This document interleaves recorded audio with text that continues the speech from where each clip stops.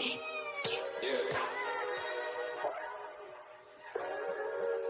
We really boxing. Who wanted the baddest? Let's see. Oh, we boxing? Yeah, we boxing. I need that belt like it ain't no other option. So we punching and weaving and blocking. Defeat ain't an option. Let them know. Shoot a video. Put it on BVO. Let them know. Every time I punch, it's a heavy blow. BVO. Bound to hit like bricks cause it was set in stone. Let them know. I ain't getting body, but I'ma hit this flow. Yeah, way more than a show. This is BVO. This how it's finna go. I'ma throw some jabs. Make them think my punch is weaker than I hook his ass. This the ring, not the kitchen, but I'ma cook his ass. Me and him, that's the pro versus the rookie class. All my life I had to fight, but I still love it. Me and BVO got moves that you can't steal from us. And these haters be throwing shots, but I don't feel nothing. I ain't gonna lie, shit, they alright, but we a little rougher. Step up for the title and face your rival, this ain't no little tussle. Bet I be no bird, being chicken to get your feathers ruffled. Footwork, I'm dancing around my opponent like the Cupid shuffle. Good work, bodies hit the flow, they can't move a muscle. The upside is we ain't in the streets, shooting and shooting up. Catch me in the ring, sticking, moving and suited up. I know everybody can eat, but I ain't full enough. All you said is smoking some beat, I guess I'm pulling up. Oh, we boxing? Yeah, we boxing. I need that belt like it ain't no other option. So we punching and weaving and blocking. Defeat ain't an option. Let them know. Shoot a video. Put it on BVO. Let them know. Every time I punch, it's a heavy blow. BVO. Bound to hit like bricks cause it was set in stone. Let them know. I ain't getting body, but I'ma hit this flow. Yeah, way more than a show. This is BVO.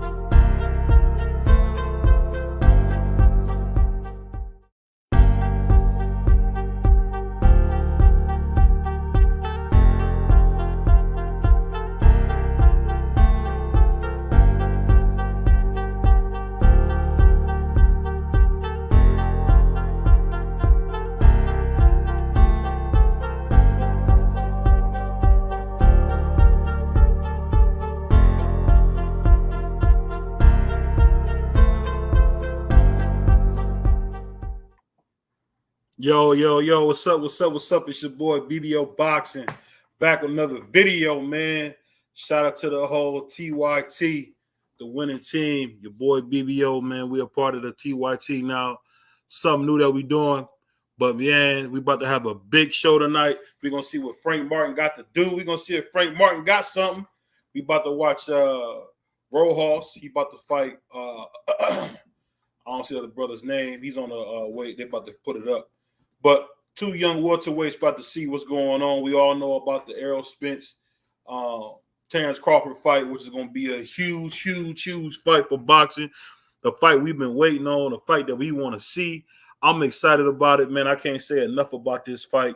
This is the type of stuff that when you see a fight like this coming, it always make you say, wow, I can't believe this is real right here. This is exciting, man. In a couple weeks, we got two of the best fights we could ever hope for. You got Monster Inoue versus Cool Boy Steph. And you already know Cool Boy Steph is about to get beat to death. He's about to get a real bad case of the beats. I can't wait to see him, man. I'm just wondering, is he going to knock him out? Is he going to slowly beat him out of there? Or what is he going to do, man? Because the sky's the limit, man. That boy, Monster Inoue, man, that dude is a terrific fighter. He got a lot going on for himself. The brother can really fight. So I'm excited to see what happens, man. It's going to be a great fight.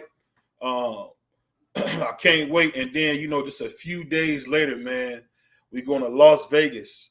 We're going to see my man, Errol Spence, the marvelous Errol Spence versus Terrence Crawford, man, and we're gonna watch another another Tommy Hearns versus marvelous Marvin Hagler. It's about to be a big fight. It's one of those fights, man, like they say, one of them dream fights. It's truly a 50-50 matchup.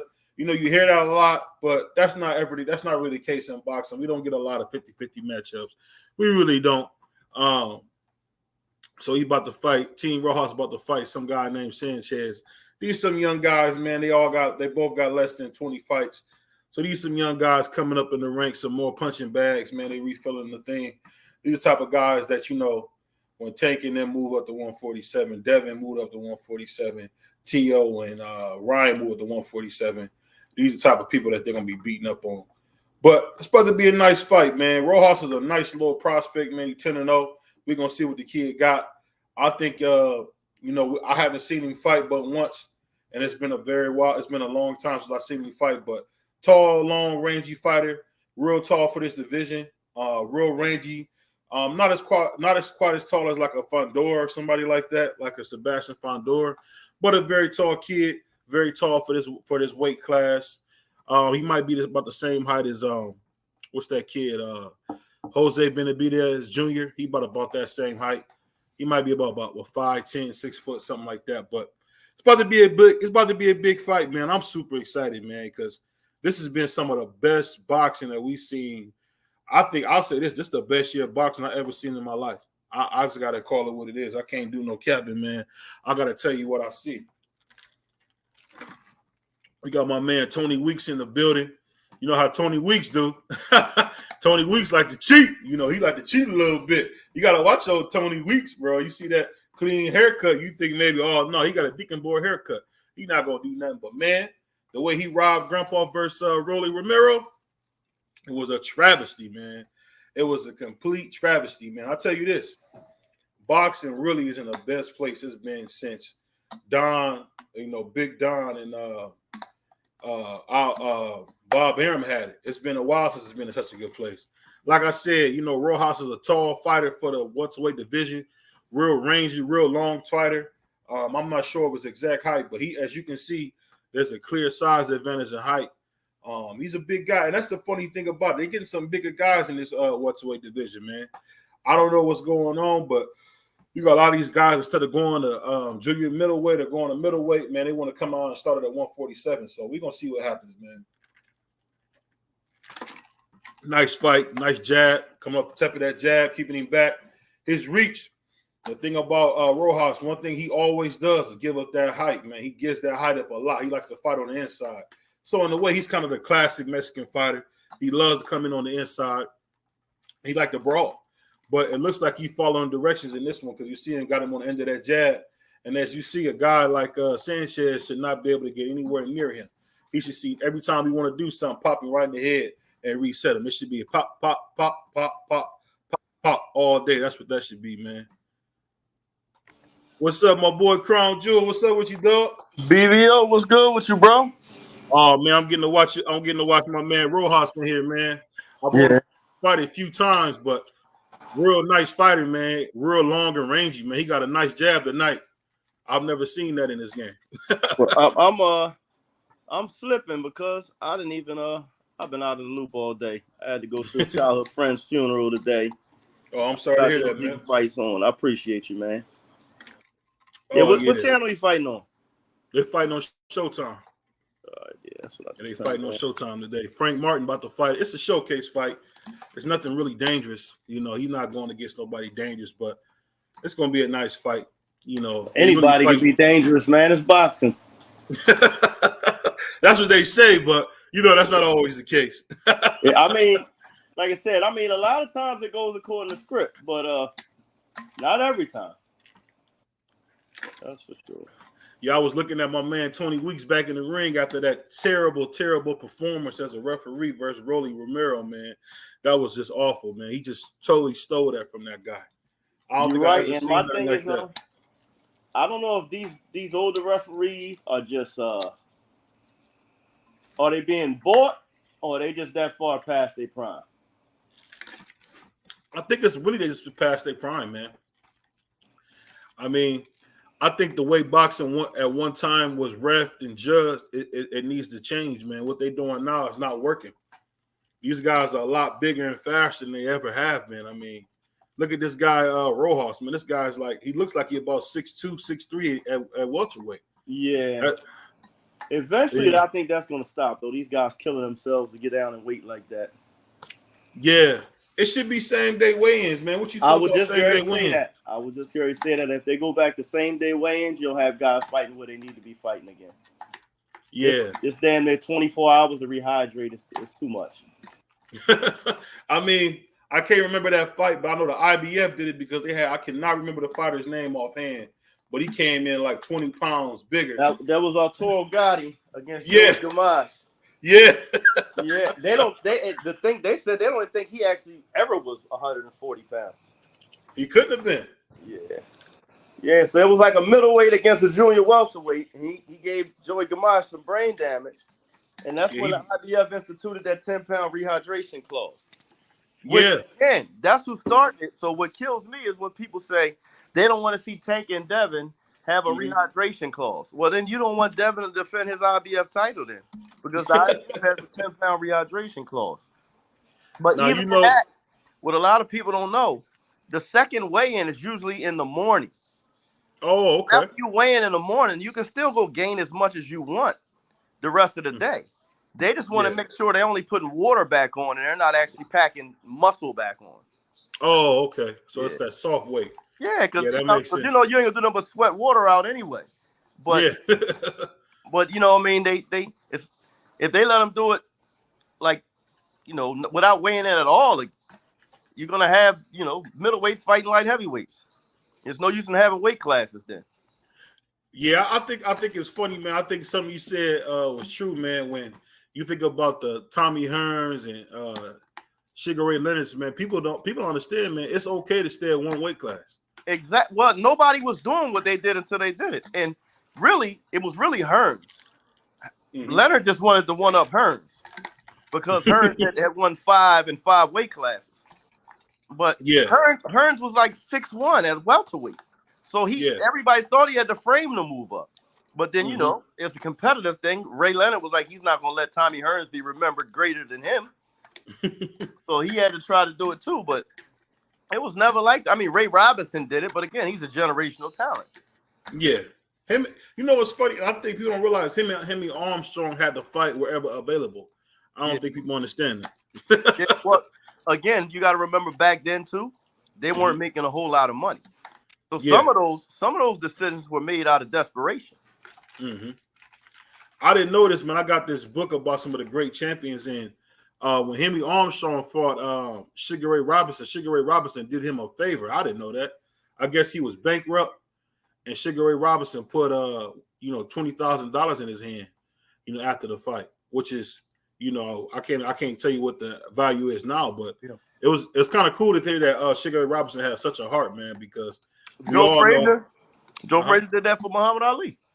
Yeah. And you know what's so funny about that, man? People forget that when Muhammad Ali first came out, when he was still Marcellus Clay Jr., man, he idolized Sugar Ray Robinson, man. Oh, no, he always did. Always until then, he said he's the greatest heavyweight of all time, or Ray Robinson was the greatest fighter. Yeah. But you know who else did that? Who did that? Ray Leonard did that for Benitez. Benitez was his brother-in-law. And Ray Leonard told Benitez, I won't fight you because we're friends. And Benitez said, if you're really my friend, you'll fight me because you know this is how I make a living. And and he ended up fighting him to help him make money. Yeah. It's funny, man. When you watch boxing, man, it got so many great stories to it. Like I know you heard about the whole Errol Spence and Bud probably sparred before. I mean, I'll tell you this. I always thought I don't think that's true. You don't? Why you say that? Terrence Crawford has came out and said it's not true, and I think Earl has too. Mm-hmm. But one thing I do like, what a lot of people don't understand, is most fighters are actually friends behind the scenes. And they've came out and admit that they talk on the phone like every 2 weeks. Now that they're in camp, they ain't talking on the phone. But up until now, they're like, yeah, we on the phone with each other like every 2 weeks. Most fighters actually like each other. It's just an occupation. You know what I mean? I think it's just like anything else. When people forget it's a job. Yeah, exactly. It's just like because they was asking Ray Leonard, did he miss boxing? He said no. Riddick Bowe and Evander Holyfield, really good friends. Bowe was his sparring partner. Mm-hmm. And even after they fought, they remained really good friends. Like a lot of fighters are just really good friends. It's funny you say that, man. A fighter that don't get hardly no credit is definitely the real deal Holyfield, man. What he did at cruiserweight and to come up and be a heavyweight champion, I mean, I'll be honest, I didn't like some of his tactics. I think he was dirty. Yeah, I mean, he used his head a lot, but he's one of the greatest heavyweights of all time. We can't deny that. But where he gets lost is he doesn't smile enough, and that doesn't make him very marketable. Yeah, that might have hurt him a little bit. He just don't have enough personality. But if he ever shows who he really is on camera, because if you ever got to spend time with him, he's very talkative. He loves to tell stories about himself. You know what I mean? He's humble. He'll talk about how he was scared of the white Muhammad Ali before they fought. And like, he's actually a really funny guy. But on camera, you don't see any of that. No.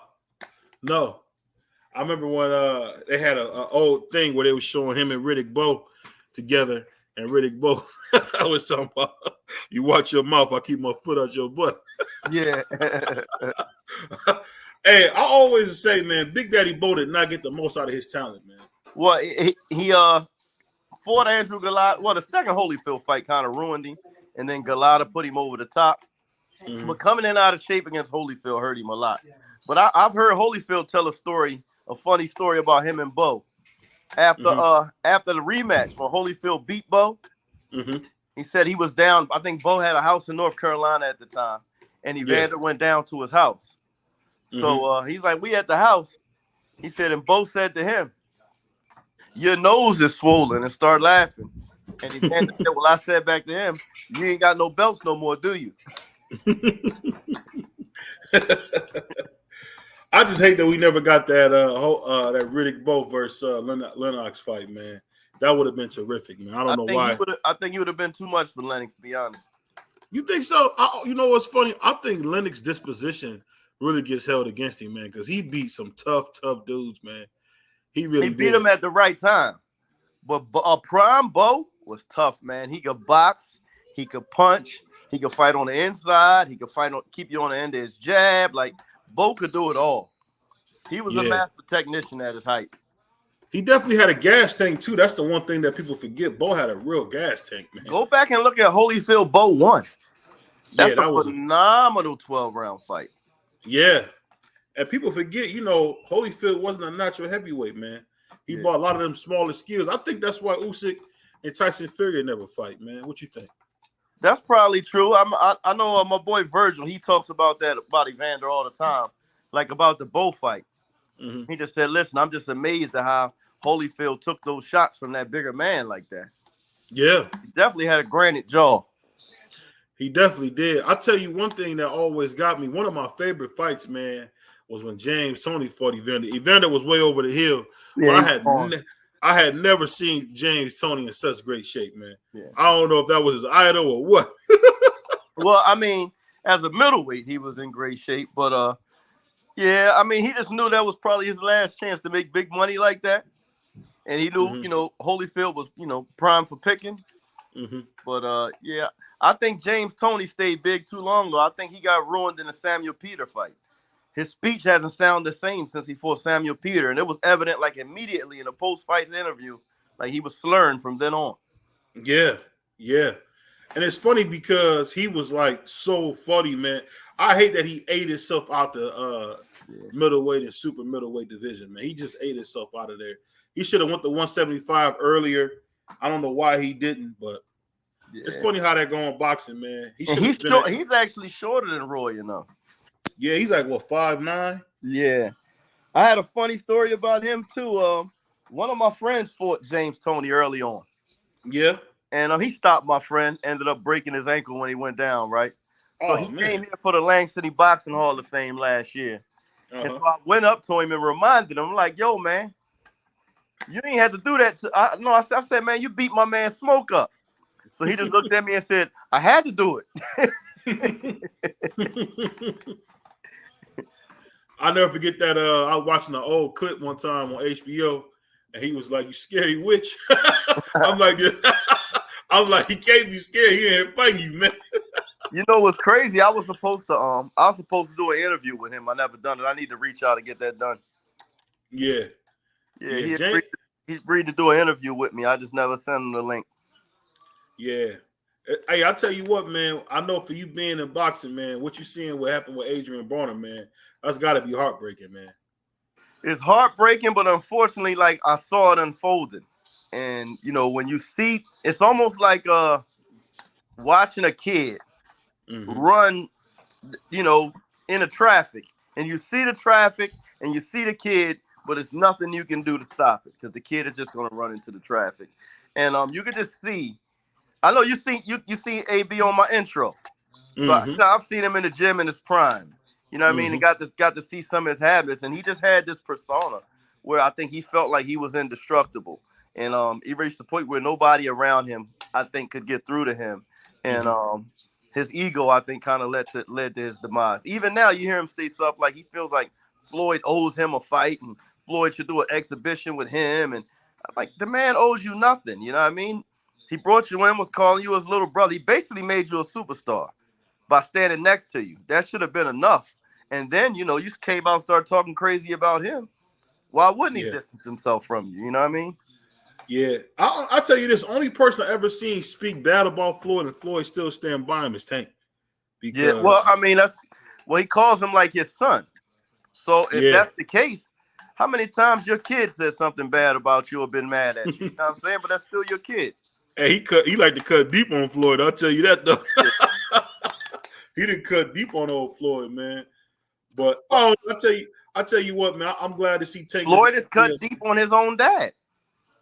Oh yeah, they kind of one and the same. Yeah, so he kind of getting it back, huh? Yeah. That's what my grandmother used to say. You're gonna get this right back. You're gonna pay for that. I definitely got it back with my kids. I can hear her now. You're gonna pay for that. And she has said in such a calm voice, you're gonna pay for that. I know every time I didn't listen, it came back to bite me. I know that. I tell you what, I never understood why Floyd was so angry with his father, man. What did his dad do to him so bad? He went to jail. He explained it pretty well. And it's a normal thing.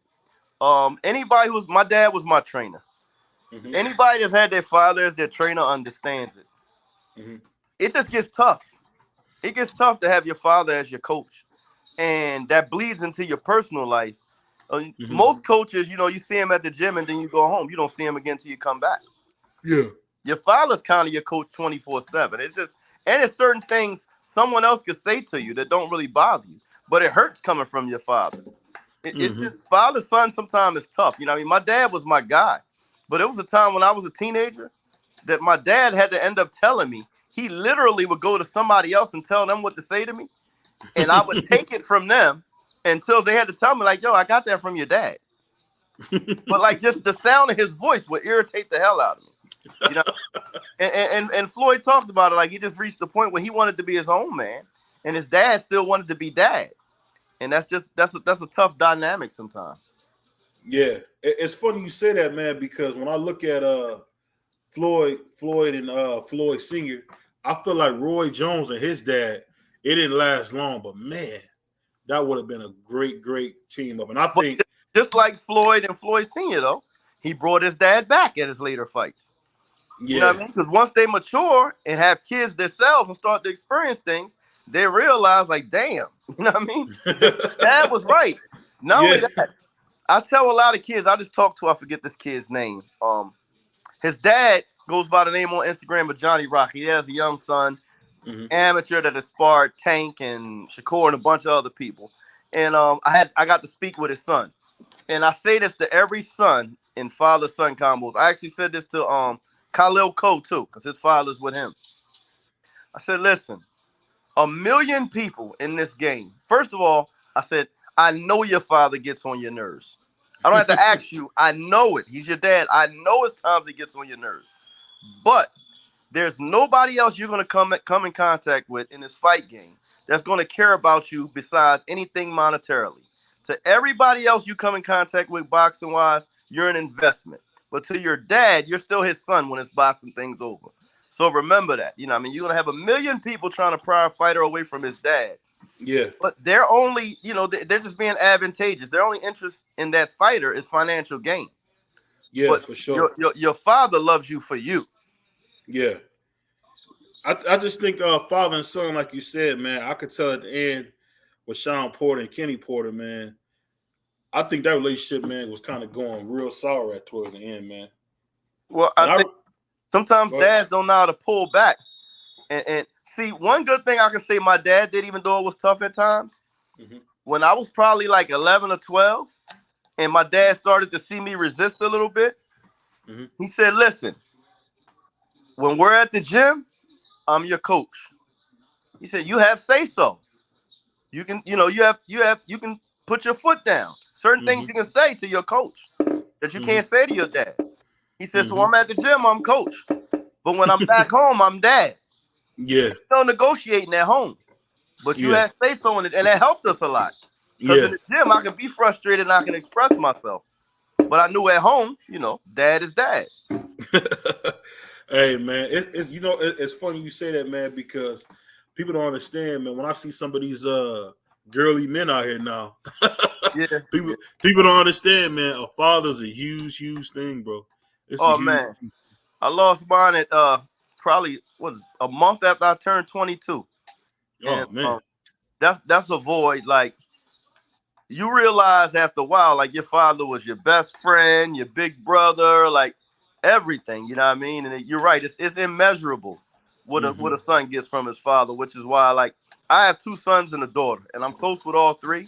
But in particular, I really, really try to watch the example I set for my sons and make sure I'm present in their lives because I understand, the gravity of what a father should be to his son.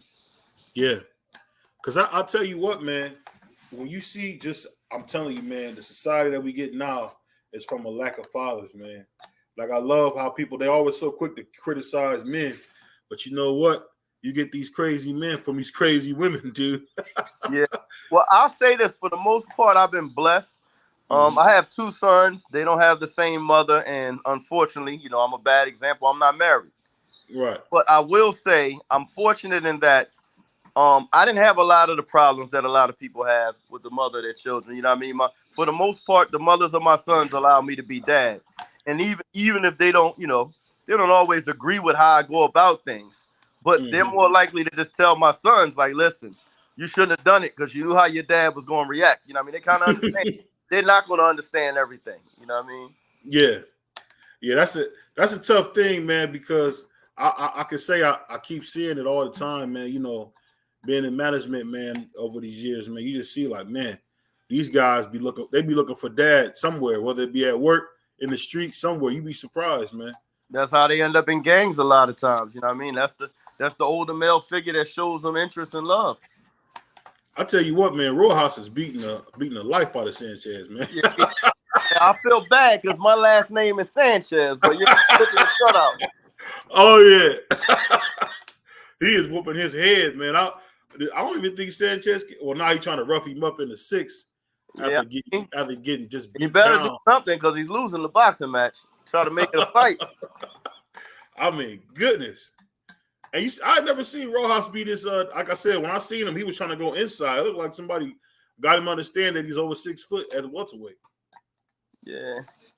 What you think about Sebastian Fundora? You think he got a big career ahead of him? I think he's been exposed. And I think it's midnight. The tall fighters like him, right? He reminds me of Paul Williams. Yeah. And guys like him and Paul Williams, really tall guys. Rarely the real tall guys have good chins, but they were the exceptions to the rule. Mm-hmm. But unfortunately, their chin is so good, they have no defense. They kind of just block shots with their face because they know they can take a shot. Yeah. And what eventually happens is they become concussed, and their ability to take a shot greatly reduces. And I think that's where Fundora is now. If you look at Fundora, if you look at his career, he's always easy to touch, but he was just walking through shots. And then in that last fight, it just finally caught up with him. You know what I mean? There's only so much punishment anybody can take. And I just don't know that after a knockout like that, if he'll ever be the same. Yeah, you know, that's the same thing that happened to one of my favorite fighters, Adam Kownacki, man. Yeah. And it's funny, he got beat up by a real life bum. I don't want to say bum. He was in a war, though. That was a war. Yeah, but I would expect Adam to knock Robert Helenius out. I don't know I don't know how he let Robert Helenius beat him like that. Well, listen, every professional fighter can hurt you if you allow him to hit you. And he was being able to be touched at will. And that's why I know you corrected yourself. I don't subscribe to calling anybody a bum that steps through the ropes because I know guys with 500 and less than 500 records that will whoop your ass if you're not on top of your game. You know what I mean? Hey, I'll tell you a funny story, man. I remember one time my dad was messing with some girl, right? And her boyfriend was a boxer. And, my dad had been drinking, man. So he had his hands behind his back talking crazy to the dude. Mm-hmm. And then I think he said he spit on the dude. And he said, man, when that dude got done with me, I look like The Fly. You remember that old movie, The Fly? I'm going to tell you this. I won't say no name, right? Yeah. But there's a fighter, he had decent skill, but sub 500 record in my hometown, right? Mm-hmm. And the people in my hometown, if they watching, they're going to know who I'm talking about, even though I don't say his name. Mm-hmm. Sub 500 record, but was an absolute menace in the streets. I'm talking about robbing people without a gun. Yeah. Like in boxing, he was below average. But with them same below average boxing skills as a professional boxer, he was terrorizing the town outside of boxing. And I think that's something that most people don't understand. A professional boxer, even though you see him get destroyed by another professional boxer, is still a professional boxer. Yeah. Hey, my dad learned. I was always wondering why you had your hands behind your back. And he said he didn't realize it till dude pieced him up. That's when he realized. Like, you know what I mean? It's not a big difference between average fighters and really good fighters. It's just really small nuances and quickness and power or reflexes. But somebody that's fundamentally sound in boxing is going to beat the hell out of the average person, period. You know what I mean? Even though you see them against other professionals and they look like food. Trust me, it's not. Hey, that's an absolute fella. Oh, they about to stop this thing. Oh, they stopped it? They stopped it. Oh, yeah, that was a good stoppage, man. You know what? I was going to tell you, man, that fight, man, we watched with Villa, man, they should have stopped that way earlier, man. I wish they would have stopped it in the 6th because that's what I bet on. Oh, you rough. I'm just saying, I don't think Villa will be the same, man. No, he literally was defenseless for the last 2 to 3 rounds of the fight and was getting tattooed. And you're right. I think if nothing else, I think a lot of times the referee's looking for a signature moment to stop it so that he doesn't get criticized. But in those instances, I think it's up to your corner to stop it. But I will say, I used to work for the New Jersey State Athletic Commission, and that's where the fight was. And I was sitting ringside, and I was saying to myself, I was saying to manager Marty, matter of fact, I'm very surprised Mr. Hazard didn't stop the fight. Because normally when somebody's getting beat like that, if the referee doesn't stop it, Mr. Hazard to get up on the apron and say, look, that's it. Yeah. So I was waiting for that because when Villa fell, that punch wasn't that hard that hit him. No, but actually the last punch missed. But yeah. He that's why I said he got beat until he collapsed. He didn't even get knocked down. He collapsed.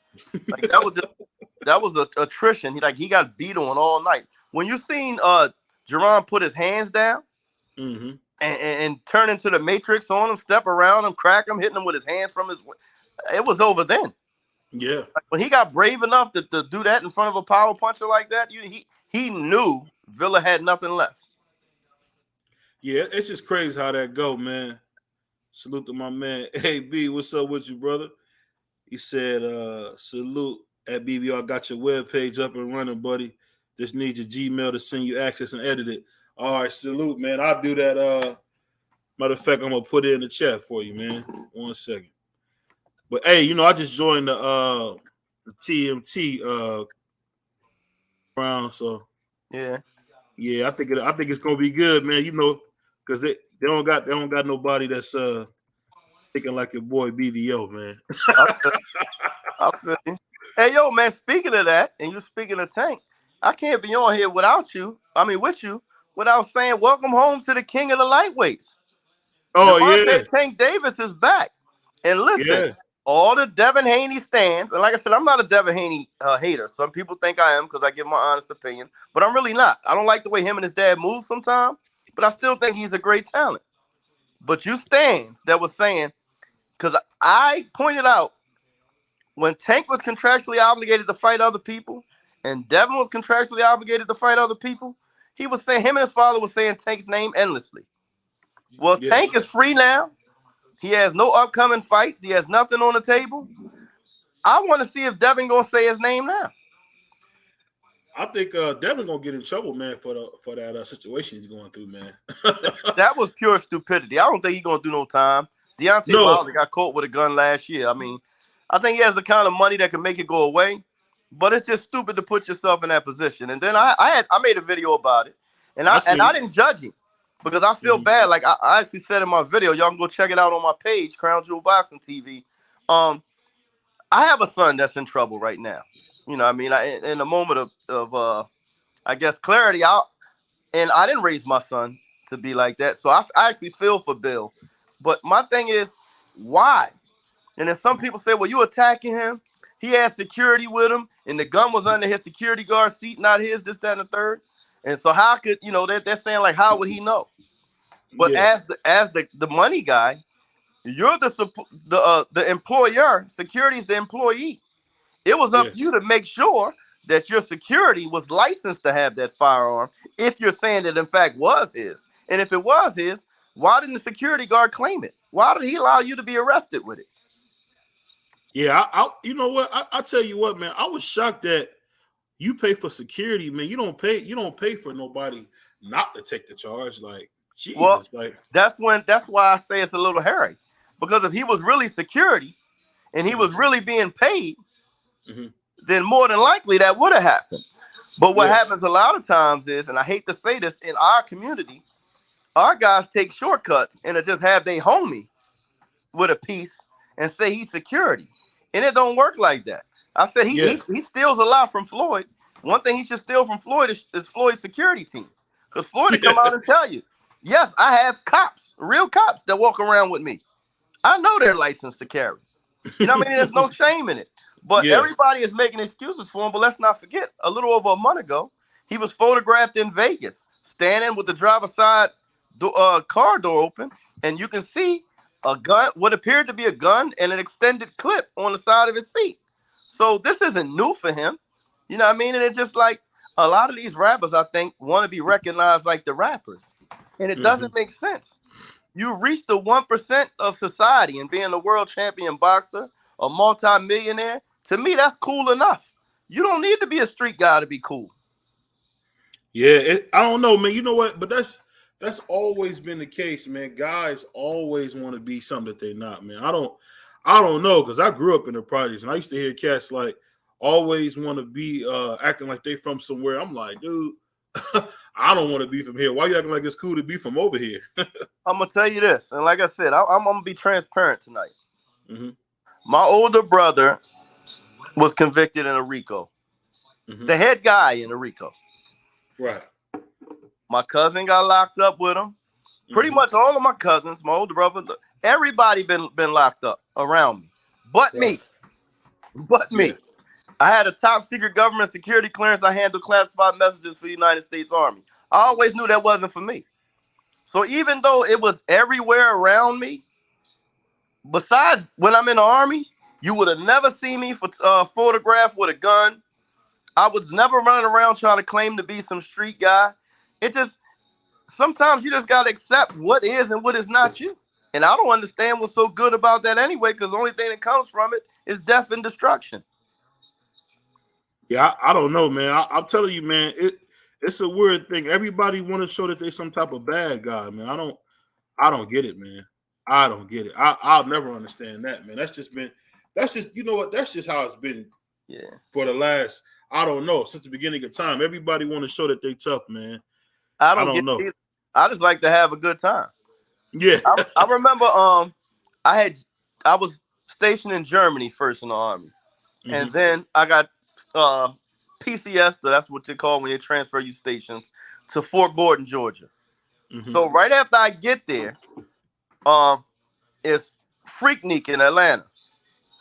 And I'm just meeting guys on Fort Gordon's post, but they like, yo, you seem cool, you know what I mean? You want to roll down to Freaknik with us this weekend? Yeah. So I'm like, all right, cool, I'll go. And I remember, never forget my boy Terrell Benz. Shout out to my boy Benz out of DC. Mm-hmm. He like, yo, you different. I like, what you mean? He like, you from Jersey? You don't act like the typical Jersey guy. And at that time, he didn't know I was a boxer. He found out when I started coaching dudes on post. So he said, and you a boxer?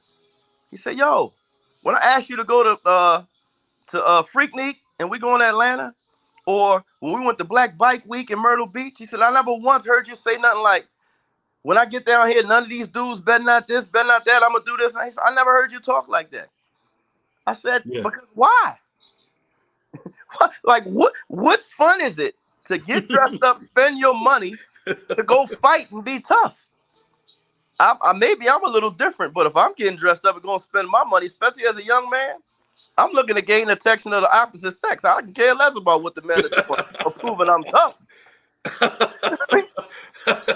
Hey, that's what it be, man. That's what it be, because when I was younger, I looked up to people like Mace, man. Yeah.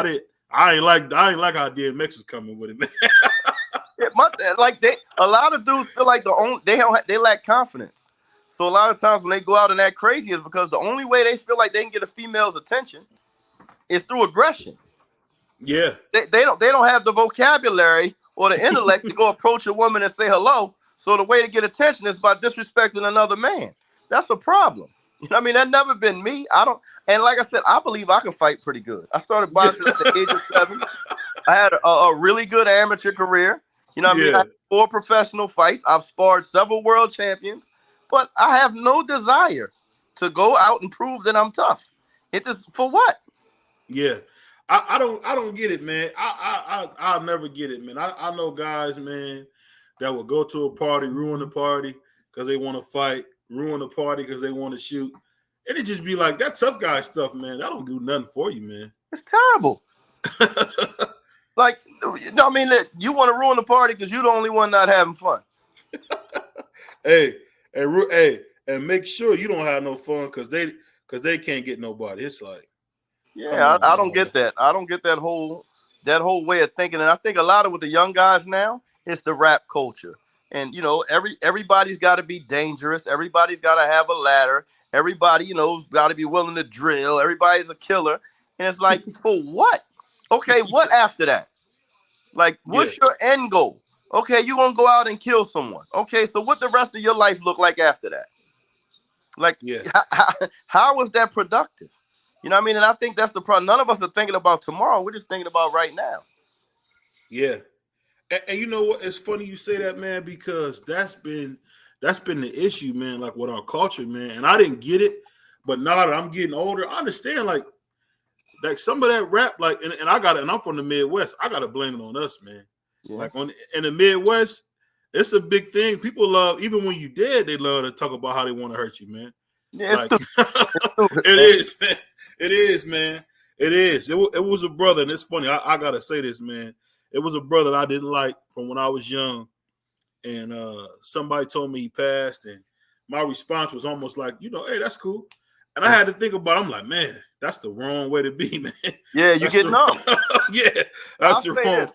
I'm really sensitive to gun violence, and I said this on my channel when Devin got caught. I didn't do an aha video. I didn't judge him, but stuff like that really hits home to me because I don't know if I told you before, I'm a retired firefighter. That was my career. That's why I kind of walked away from boxing. I became a firefighter and had a pension and benefits, and it just, the boxing injuries weren't worth the risk anymore. So my career ended as a firefighter through gun violence. I happened to be at a high school football game, and a shootout broke out in the stands. And during that shootout, a 9-year-old boy by the name of Micah Lieutenant got shot through the throat. Mm-hmm. And I ended up, treating and transporting that young man. And he succumbed to his injuries 5 days later. And that was kind of the last straw for me. I had been on several gunshot calls over the course of my 20-year career. And I didn't want to see kids like that anymore. So when people take so kindly or so lightly to carrying around firearms and displaying them and, giving off the assumption that they're willing to bust their gun, like that's an extreme turnoff to me. Because I've seen what it can do. And like I said, that 9-year-old boy was just going to go watch a high school football game. Nothing in his mind said that he was going to have to run from gunfire that night and be shot. Yeah. But the funny thing, and I could say, I'm 32. I seen it change. When I was a kid, people respected kids and women. I know that sounds old school now, but if somebody sees somebody with I'll never forget, man, a friend of mine was walking with his dad. The guy seen him, and the guy was, planning to do some bodily harm to him. But because he's with my friend, which was his son, he let him go. Yeah, and it used to be women and kids are off limits. Yeah, but these little Thundercats don't care. No, they don't. Like in that bleacher, I hate to say it, we had the most successful football season at my high school in 40 years, which is why I'm on the clock for the fire department at the time. I drive the fire engine over to watch the game. It's a playoff game. Mm-hmm. I mean, there's people from infant to 70 years old in the bleachers, and you just open fire. In bleachers crowded full of people, kids and old people, everywhere. Because you have a problem with one person. Like, I can never come around to understanding that way of thinking. I just can't. No, man. And I think it's funny, man, because when me and you talk about it, it's so not talked about, man. It's just like, it's bad, man. It's bad. Oh, it's Freddie Roach out here coaching. You see that? Yeah, I seen. Hey, man, is it just me? I don't think Freddie Roach is a great coach. I really don't. What do you think, man? I have a little inside information on him. I know I've talked to you about me being really close with Virgil Hill. Yeah. Virgil was Freddie's first world champion. Mm-hmm. And he swears by Freddie. I don't have personal, knowledge of him, but I do know he came up under Eddie Futch.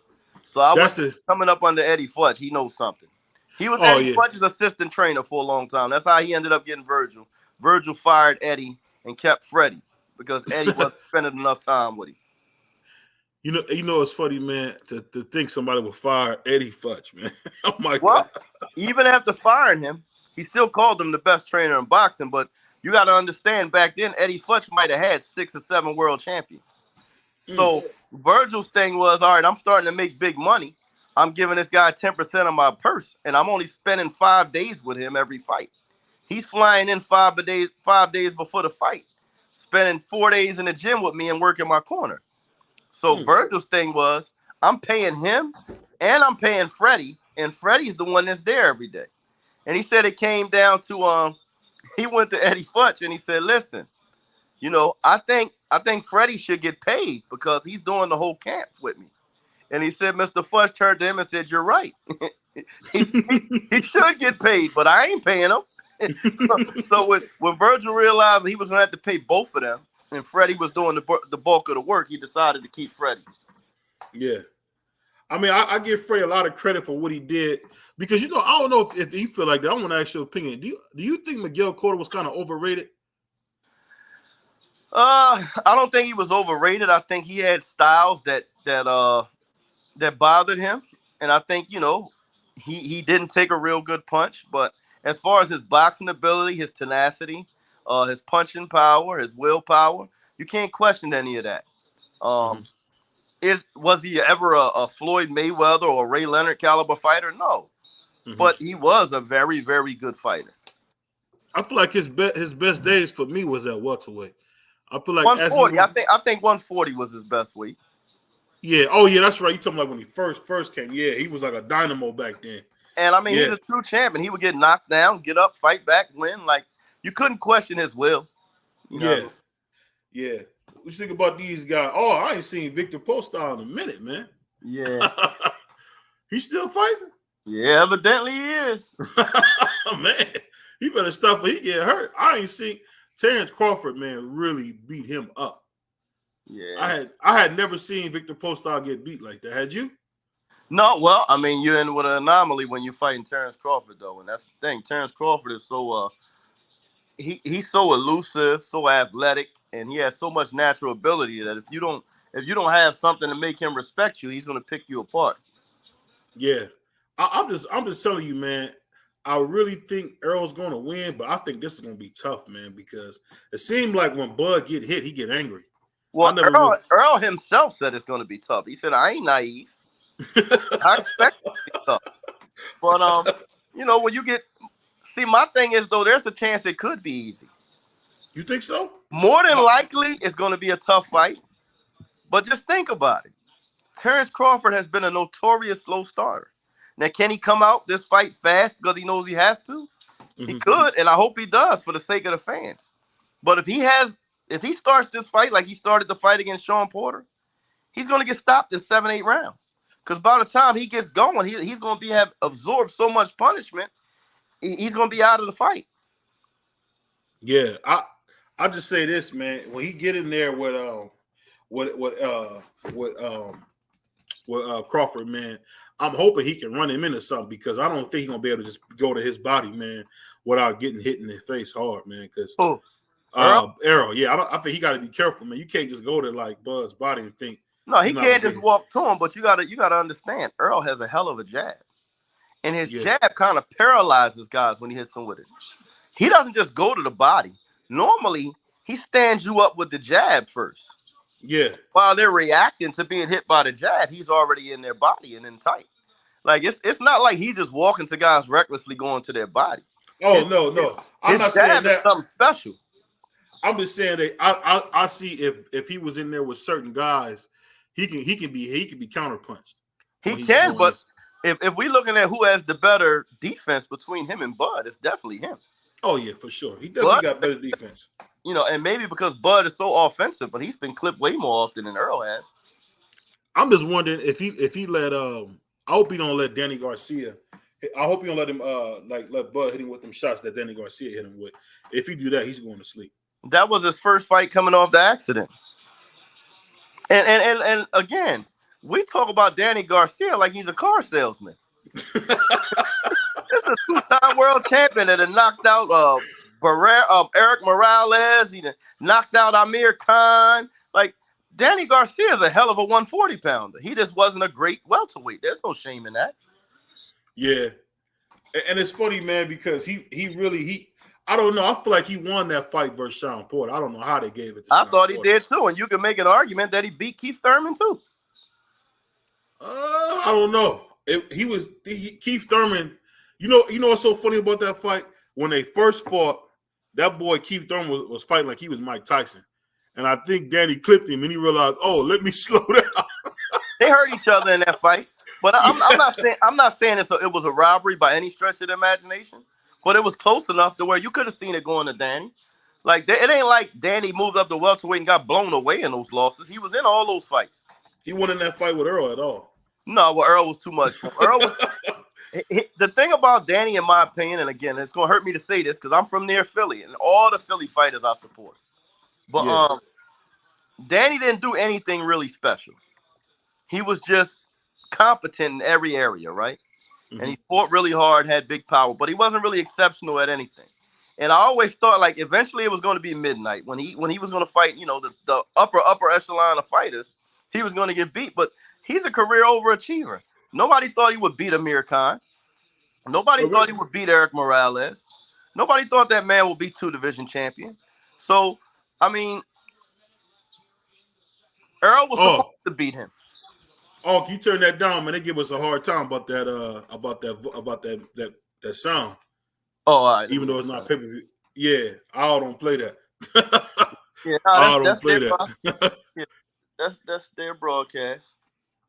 Yeah. To be honest, I normally don't listen to the commentators anyway. They skew the fight. I tell people all the time when they complain about decisions, I say before you complain about decision, go back and watch the fight with no sound.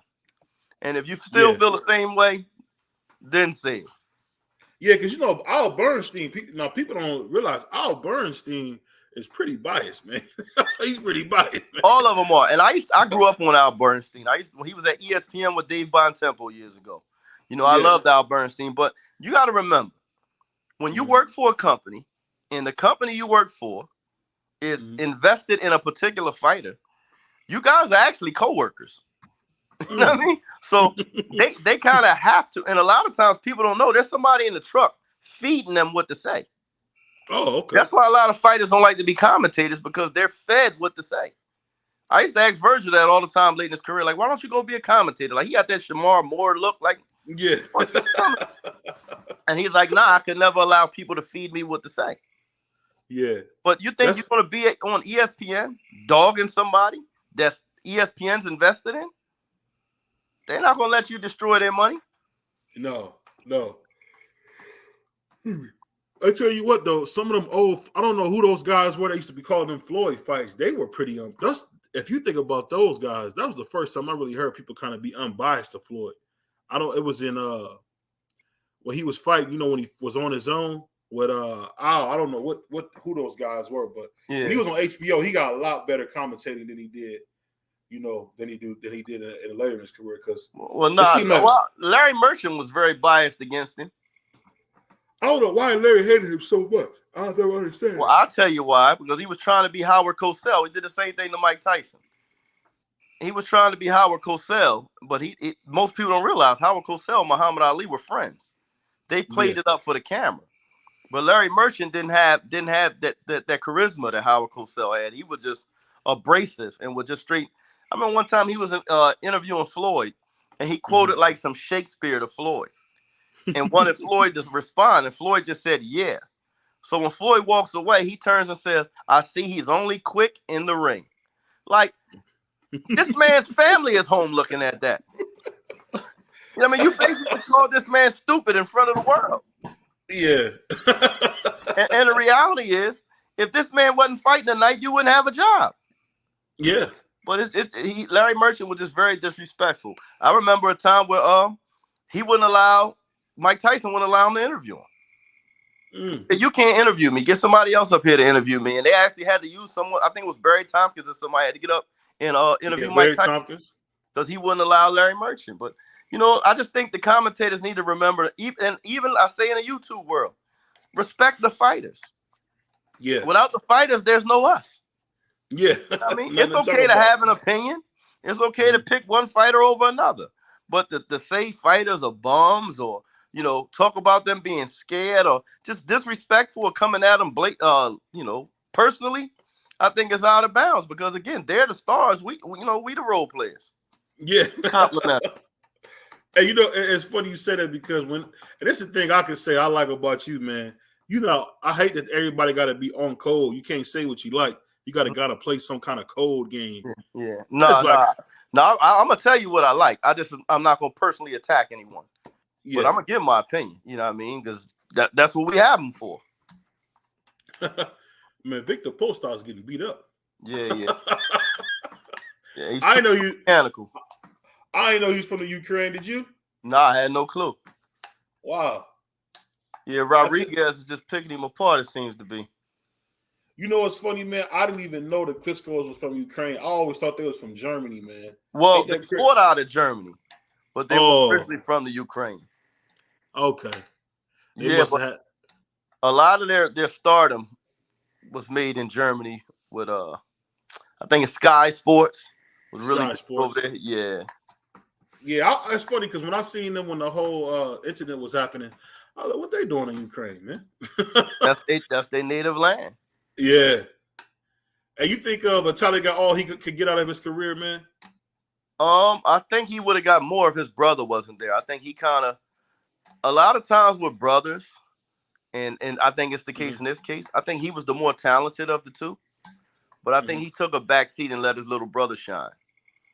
And I think if not, I mean, his brother was probably a little smoother of a boxer, but he was definitely a lot tougher than his brother, took a better shot than his brother, probably a bigger puncher than his brother. And I think that was to his detriment. I think he was kind of, accepting of letting his brother shine. Yeah, like he let his brother have that WBC belt and never really was undisputed. He never was undisputed, huh? Nah. And he said, I'll never fight my brother. I wouldn't break my mother's heart like that. Yeah. He would have killed Vitaly, man. You mean Vladimir? Vladimir, sorry. He would have killed Vladimir, man. Vladimir was the prettier boxer, but Vitaly was definitely much more rugged. Yeah. And see, what's funny? And it's like he was just like Deontay Wilder, man. Jab, jab, right hand. Jab, jab, right hand. Yeah, but his jab right hand was a little more fundamentally sound than Deontay Wilder. And he was a lot more durable than Deontay Wilder. He wasn't the puncher that Deontay Wilder is, but he was a little more well-schooled. Yeah, that's a good point. Because you know what get me? How in the world you train with Mark Breland and you ain't fundamentally sound? I don't know how that happens, bro. Well, if you listen to Mark Breland, he didn't listen a whole lot. But I'm just saying, when I watched Mark Breland in the Olympics, dude. Well, again, I've talked to Mark Breland when he's here for the Lang City Boxing Hall of Fame, and he was like, you have people in the camp telling you don't say certain things to Deontay. You don't want to upset him. Deontay didn't really like hitting the heavy bag. Deontay didn't like running. Like, it's impossible to train somebody that don't want to be trained. Yeah, that's a fact, bro. Because you ain't willing to receive. Hey, because that's the whole purpose of you having a trainer, man. When you got a guy like Mark Breland, man, you're supposed to be soaking that game up. Absolutely. But a part of what makes fighters great a lot of times is their ego. But that's the same thing that could be to their detriment because they feel like they're the man. They don't really need you. You know what I mean? You just along for the ride. I feel like the difference between Ernie Shavers and Deontay Wilder. I feel like Deontay Wilder sees himself as a champion.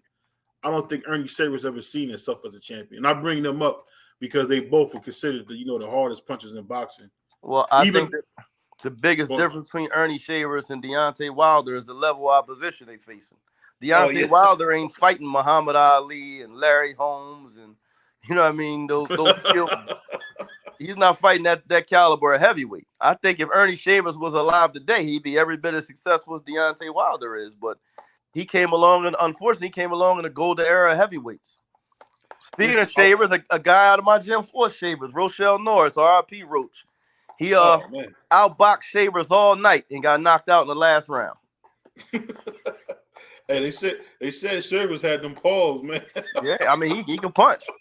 Yeah, you can read up on that fight. Rochelle Norris, they called him the Roach. He fought Ernie Shavers and got stopped in the last round. Dang. That had to be a heartbreaker, man. Yeah.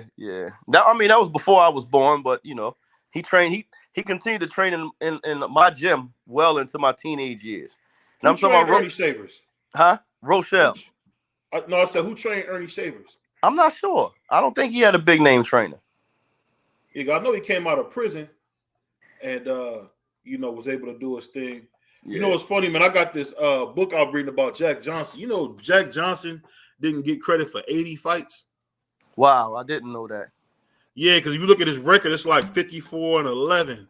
And you know, for a guy from his time, that's unheard of. But they didn't credit him for 80 wins. Wow. He missed 80 wins from his fights. Yeah. Well, think about this. We talk about pressure now, right? Mm-hmm. Think about fighting in a time where he's fighting against white heavyweights, and he's got to fear for his life if he beats them. And he goes and beats them anyway. That's a different level of toughness. Hey, he wasn't no joke, man. He was dating white women in the 20s and all that. And dating white women like, I dare you to do something about it. He should be amplified a little more in Black history. He really should be, man.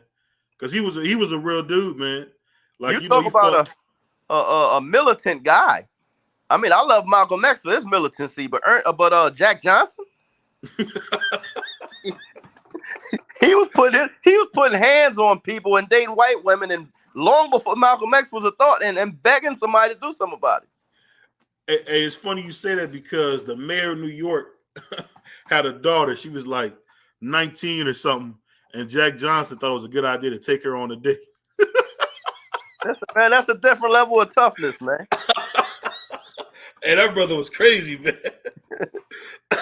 I'll tell you what, man. When you hear people talk about this and that, man, from what our ancestors dealt with, man, it's nothing. What we dealing with now, it's nothing.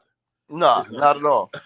I got a story for that, right? And this isn't back that far, but when I got my job in the fire department, when I took the test, I was fresh out of the military, so I scored #1 in the test. And when the results came out, they tried to skip me to get to a councilman's son who was Caucasian. Of course, I wasn't having it, so I sued in order to get my job. And damn, I lost my train of thought. Oh, we was talking about discrimination. So yeah, I sued. I worked in a small department. I made 40 people when I sued. They settled out of court and gave me my job. When I walked in the door, I swear I was the 40th. It was 39 firefighters against me in there, right? Because I sued, and they looked at me like, how dare you sue to make us give you a job? And it reached the point where I wanted to quit. I ain't gonna lie.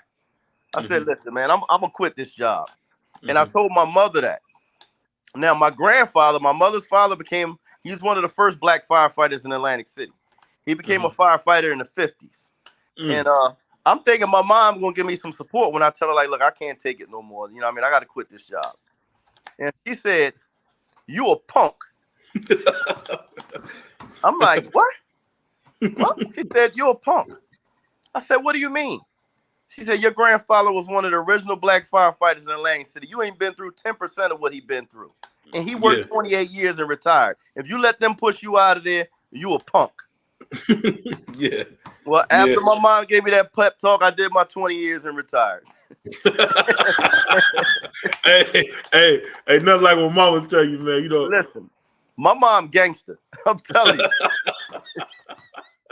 Hey, my grandma used to have a way of saying, you know, man up. And when she's saying that means you got to get it together, man. Man, Victor is getting beat to death, man. I remember my mom had a male friend, right? This is as I'm an adult. And I had a problem with him, right? Yeah. So I'm talking trash to my mom, like, you know, I'm going to punch him in his mouth. So my mom responds to me. She didn't just straight take his side, but she just responded to me. She said, son. I said, what, Mom? She said, just remember, whatever you coming to break, you're bringing to be broke. I'm like, you know what? I don't even want to fight no more. I said, damn, Mom. That's tough, man. Hey. That sounds harsh. Hey, that is harsh. Like, I ain't even think about it like that. Hey, I remember, it's funny you said, I was watching Mike Tyson, Roy Jones interview with Dan Le Batard, and he said his dad had killed a dog in his yard. And Roy said he told his father, you know what, next time you kill something in my yard, you got to die with it. I was like, whoa. I was like, whoa. Damn. Well, that goes back to that old boxing phrase. I used to hear them growing up. They used to say, "You got to bring ass to get ass." Yeah. Hey, that boy Roy is something else, man. Like, listen, man, it's certain things people can say that make you think twice. Because as a man in your mind, when you got your mind made up, you gonna whoop somebody's ass. You don't never consider the fact that you might get yours whooped. Yeah. Sometimes people can just say just the right thing to make you think, like, am I really willing to go through with this? Hey, because when you go through it, man, ain't no turning back, man. Yeah, you like that. You know what? Maybe it ain't that important. No, it ain't. You know, that it's funny because Roy on that same show was telling the story about he didn't like that Fat Joe say even Roy Jones was forced to lean back. Oh, no, that was almost a fight.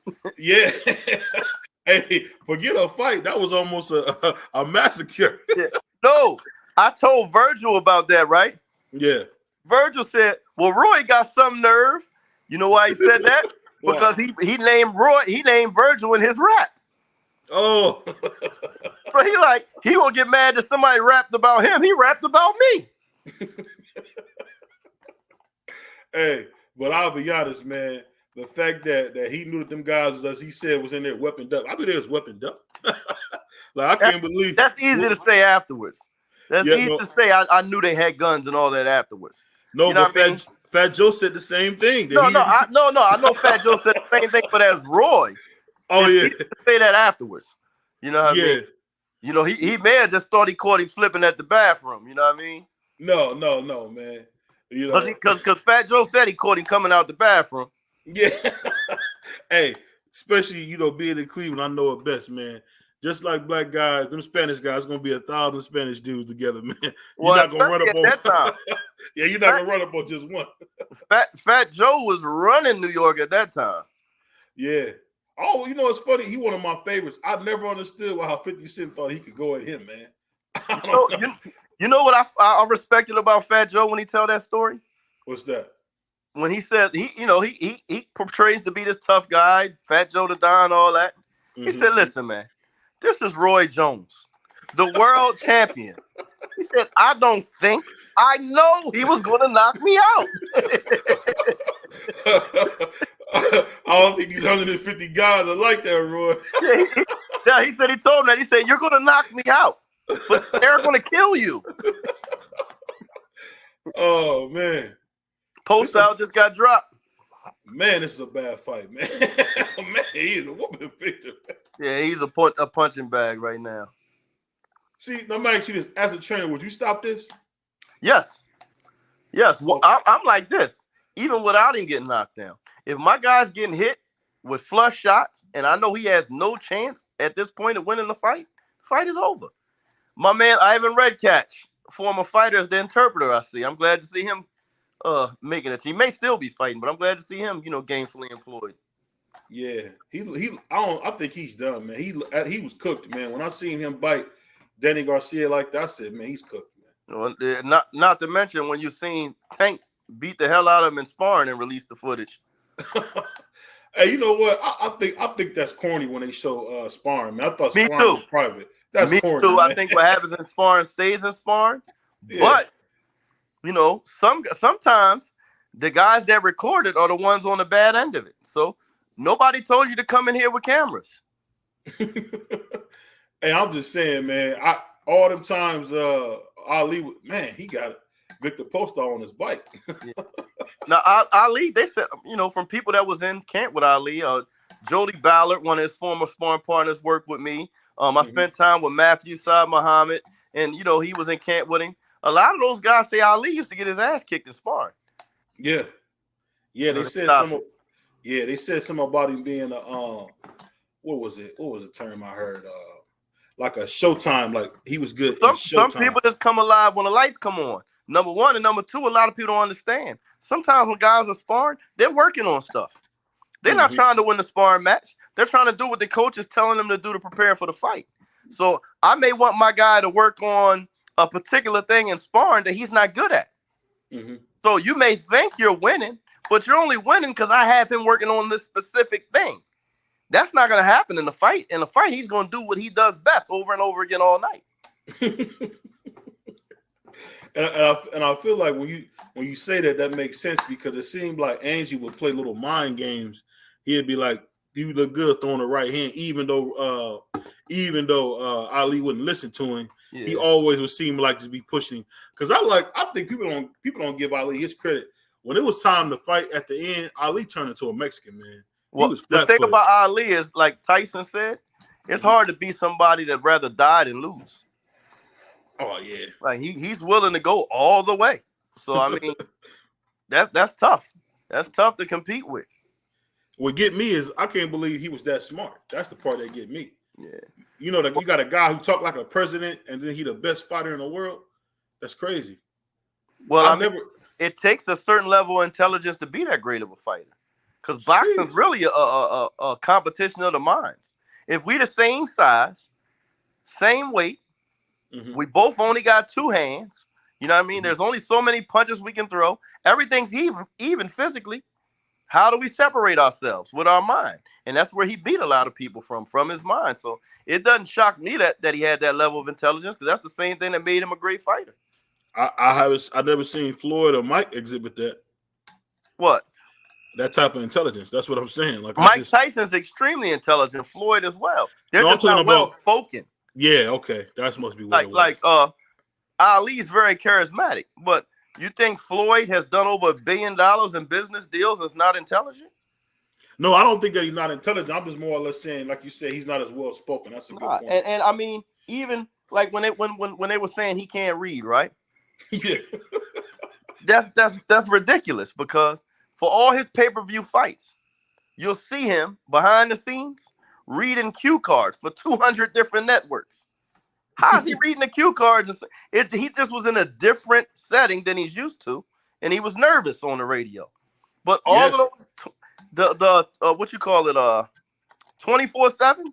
Who you think wrote the treatment for that show? Yeah, Floyd invented that, man. That's all Floyd. Yeah, Floyd and Oscar invented that, man. Well, no, but Floyd literally wrote the treatment. He literally created the show. But a lot of people don't know that. So when you hear somebody like 50 Cent cracking jokes because he's stumbling over words on the radio that he didn't get to look at prior to, that he's probably doing on the fly, and probably the nervousness of being on the radio because that's not what he does, cause him to have problems. But like I said, Google on YouTube. You can go on YouTube and search Floyd, reading cue cards for 24/7. And you'll see there's probably, back then you had your cable companies all over the country. He's doing a drop for every cable company that's going to cover the fight, and he's reading them. Yeah. Whoever this dude that beat Victor Post out, man, he getting there with somebody elite. He getting beat up.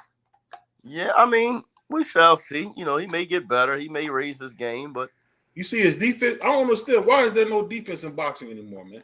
There's no fundamentals being taught. Guys, if you punch and you can take a punch, they just turn these guys pro, get some money off of them. When they burn out, they go to the next kid. But I'm saying some of these guys not even throwing a jab correct. One thing that ruined me with today's boxers is I spent 6 years as an inspector for the New Jersey State Athletic Commission. So I'm in the corner with these young trainers as they're coaching their fighters. And I realized, you're right, these guys ain't coaching. They're just cheerleaders. Yeah.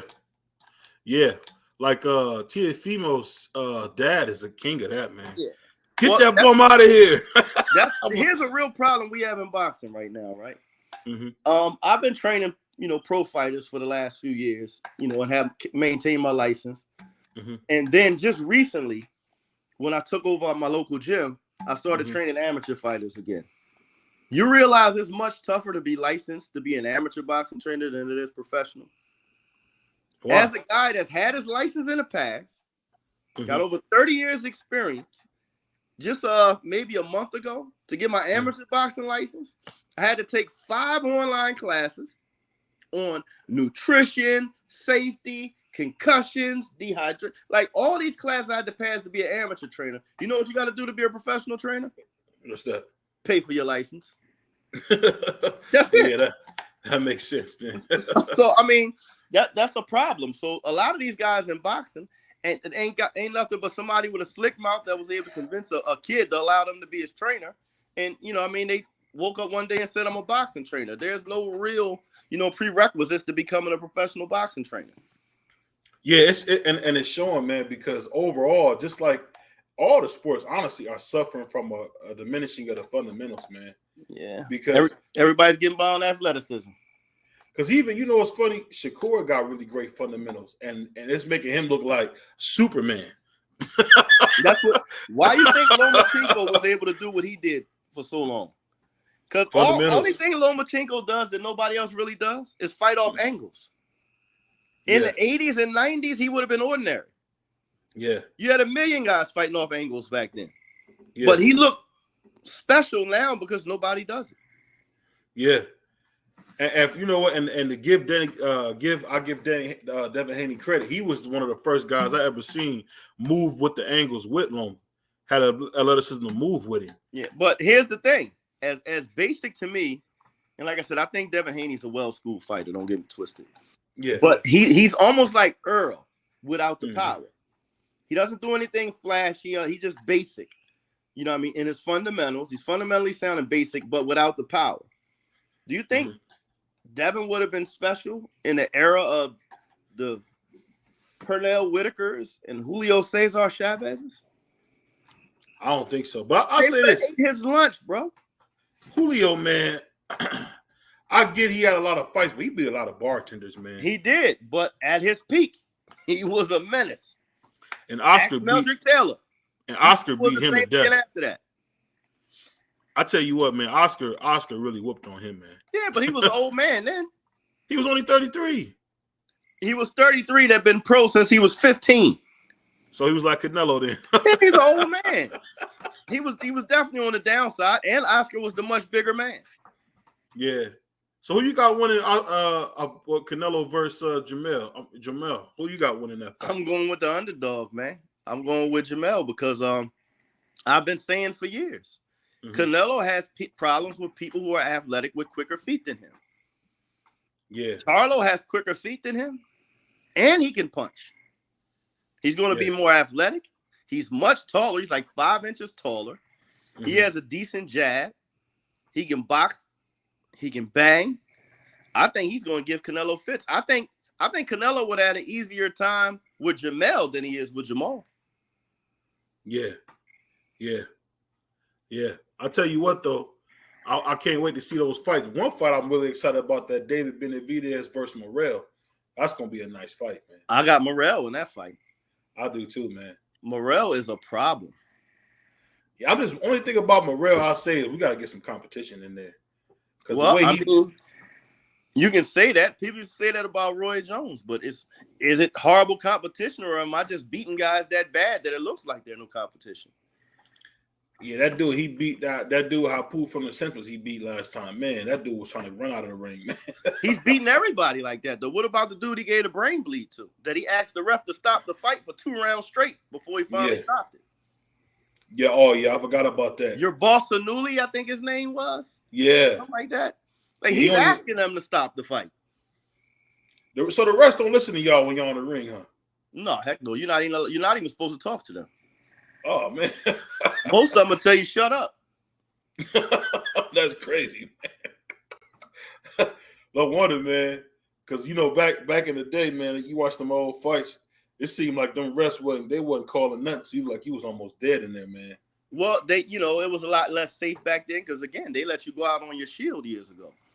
But as you keep seeing people die in the ring, eventually, we're at a different time. You got to make the sport a little more safe. Nobody should lose their life for entertainment.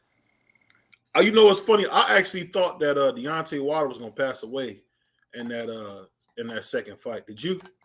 Well, I thought he might have put himself in that position. He put a premonition on himself by saying he wanted to kill somebody in the ring, and he wouldn't relent on that. He said, "Nah, I mean that. I really want to kill somebody in the ring. I want a body to prove how strong I am." Like that's the dumbest thing I could have heard. Yeah. Hey, Tyson Fury gave him. He damn near got killed after saying it. Hey, even that third fight, man, I thought Deontay. Hey, I don't care what you say, man. Deontay don't look the same, man. He looked real punch drunk. He went down like Apollo Creed against the Russian. Hey, I like when Tyson was grabbing his head. Boom.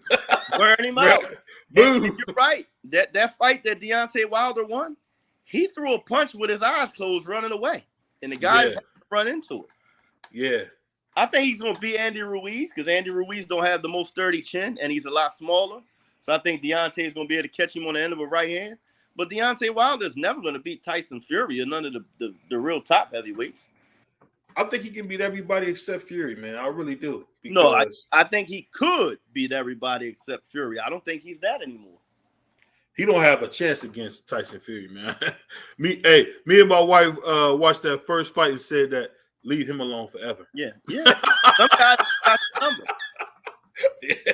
Hey, when I hear people say Deontay won, no, it was a draw, man. It was a draw. That boy should have got out of there and never came back. I don't know what he was thinking, man. I really don't.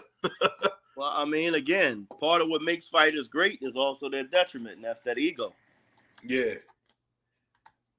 I wonder, man. I'm kind of excited to see this Frank Martin fight, even though I'm tired of seeing him in these overmatched fights, man. Well, I'm hearing him calling out Shakur, so he better show well. Yeah. I don't know if he can beat Shakur. I don't see nobody but Tank having a chance to do that right now. Yeah. And that's only because Tank, I don't care who you are. You got to wonder what's going to happen when Tank hits a guy, even Shakur, because he has that kind of power. I'm just wondering, only thing when it comes to Shakur is he stand right in front of you. I've never seen that. He's a very good judge of distance, and he knows how to be at his distance where he can hit you and not be hit. And he still has, cat-like reflexes at this age, so it works for him. I don't know how Valdez couldn't hit him, man, but Valdez couldn't touch him, man. One step too slow. I mean, that was I tell you what, he's really not. That's one fighter I can't say is boring. Is Sugar Shakur, man. He's not boring. No, he's not. But he's not and that's the thing. A lot of people think like, well, some guys just ain't got a big punch. Well, you don't have to be a big puncher to be exciting. You just have to be active, and you have to pass the eye test. Like he's exciting without having big power because he beats the shit out of people. Hey, he really do, man. He was beating Valdez up, man. Yeah. Now that's what hurts Devin. Devin says stuff like that, but he doesn't do it. So people hold you to a high standard because of what you said. Yeah. He Devin kind of got exposed against Lomachenko, man. I think Loma really showed him like, he's not what we thought he was. I think he even showed him that. Yeah, because you haven't heard him talk in the same sense that fight. No, because he got hit with that left hand all night. And I was saying, Tank hits him with them same left hands. Oh, he going to sleep. What you say? Or you say he gonna take a shower? Go ahead and warm the shower up. You gotta watch it. Turn the water on and warm the shower up. Hey, and that water burn when you get beat up, man. Hey, you think Anthony Joshua going to the Hall of Fame, man? He's gonna have to have another decent run, not based on what he done so far. Yeah, he almost kind of seemed like he was just matched really well. He was. He made a lot of amateurish mistakes. He was a big guy, mechanical, can punch, and he had a lot of money behind him, so they were able to move him just right. But for a guy like Andy Ruiz to knock him out, you can't mention him as a Hall of Famer at this point. Yeah, I really want to see more of him, man. I want to see what he can do long term, man. Because what Derek James, thing to see what Derek James does with him. But the problem is, it may be too late to make any major changes with him because he's been doing it that way for so long already. Yeah, he looked. You know what? He looked good against Jermaine Franklin, man. He looked really good versus him. Shout out to Jermaine Franklin. I got to work his step-up fight here in Atlantic City when he fought, I can't think of my man's name. He fought a kid from Detroit, fresh out of jail. Is he not on that level? Is that what it is? Because I thought he beat Dillian White, man. I thought he beat Dillian White too, but he didn't have the money behind him that Dillian White does. Yeah, because they robbed him. Dimitri Salita, who's, a decent promoter, but he ain't one of those bigger guys with the kind of power that the big guys have. Yeah, man. He should go ahead and sign with Eddie Hearn, man. Stop playing. Yeah, but I don't know if I think he's still in the contract with Salida. But I can't think of my man's name. But yeah, shout out to Jermaine Franklin, his father. I worked his corner. He was fighting on Showtime in a step-up fight. Mm. So let me ask you this, man. So when Derek James got all these fighters, man, so he's working year round, huh? Pretty much now. And that's how boxing goes. When you get a hot fighter or two, all the talent gravitates towards you. Eddie Fudge had that at one time. The Duvas had that at one time. Like you see that, when whoever's hot or whoever's fighter beats somebody that nobody expects, everybody wants to work with them. God rest his soul. My good friend Nazim Richardson was like that, Once he got Shane Mosley through the Margarito fight, he was the hottest name in the game. Hasim Rahman, everybody hiring him. Yeah. What I mean? That's just boxing. Once you get a guy through a fight that nobody thinks he can win, you the it guy now. I still say Hasim Rahman got a lucky punch on Lennox, man. Oh, he did. That was a lucky punch, man. No doubt about it. Hey, because when Lennox fought him next, oh my God. Now, you brought up Derek James, right? Mm-hmm. I'm watching everybody do all this Floyd Mayweather style pad work, right? And that's the new way. Yeah.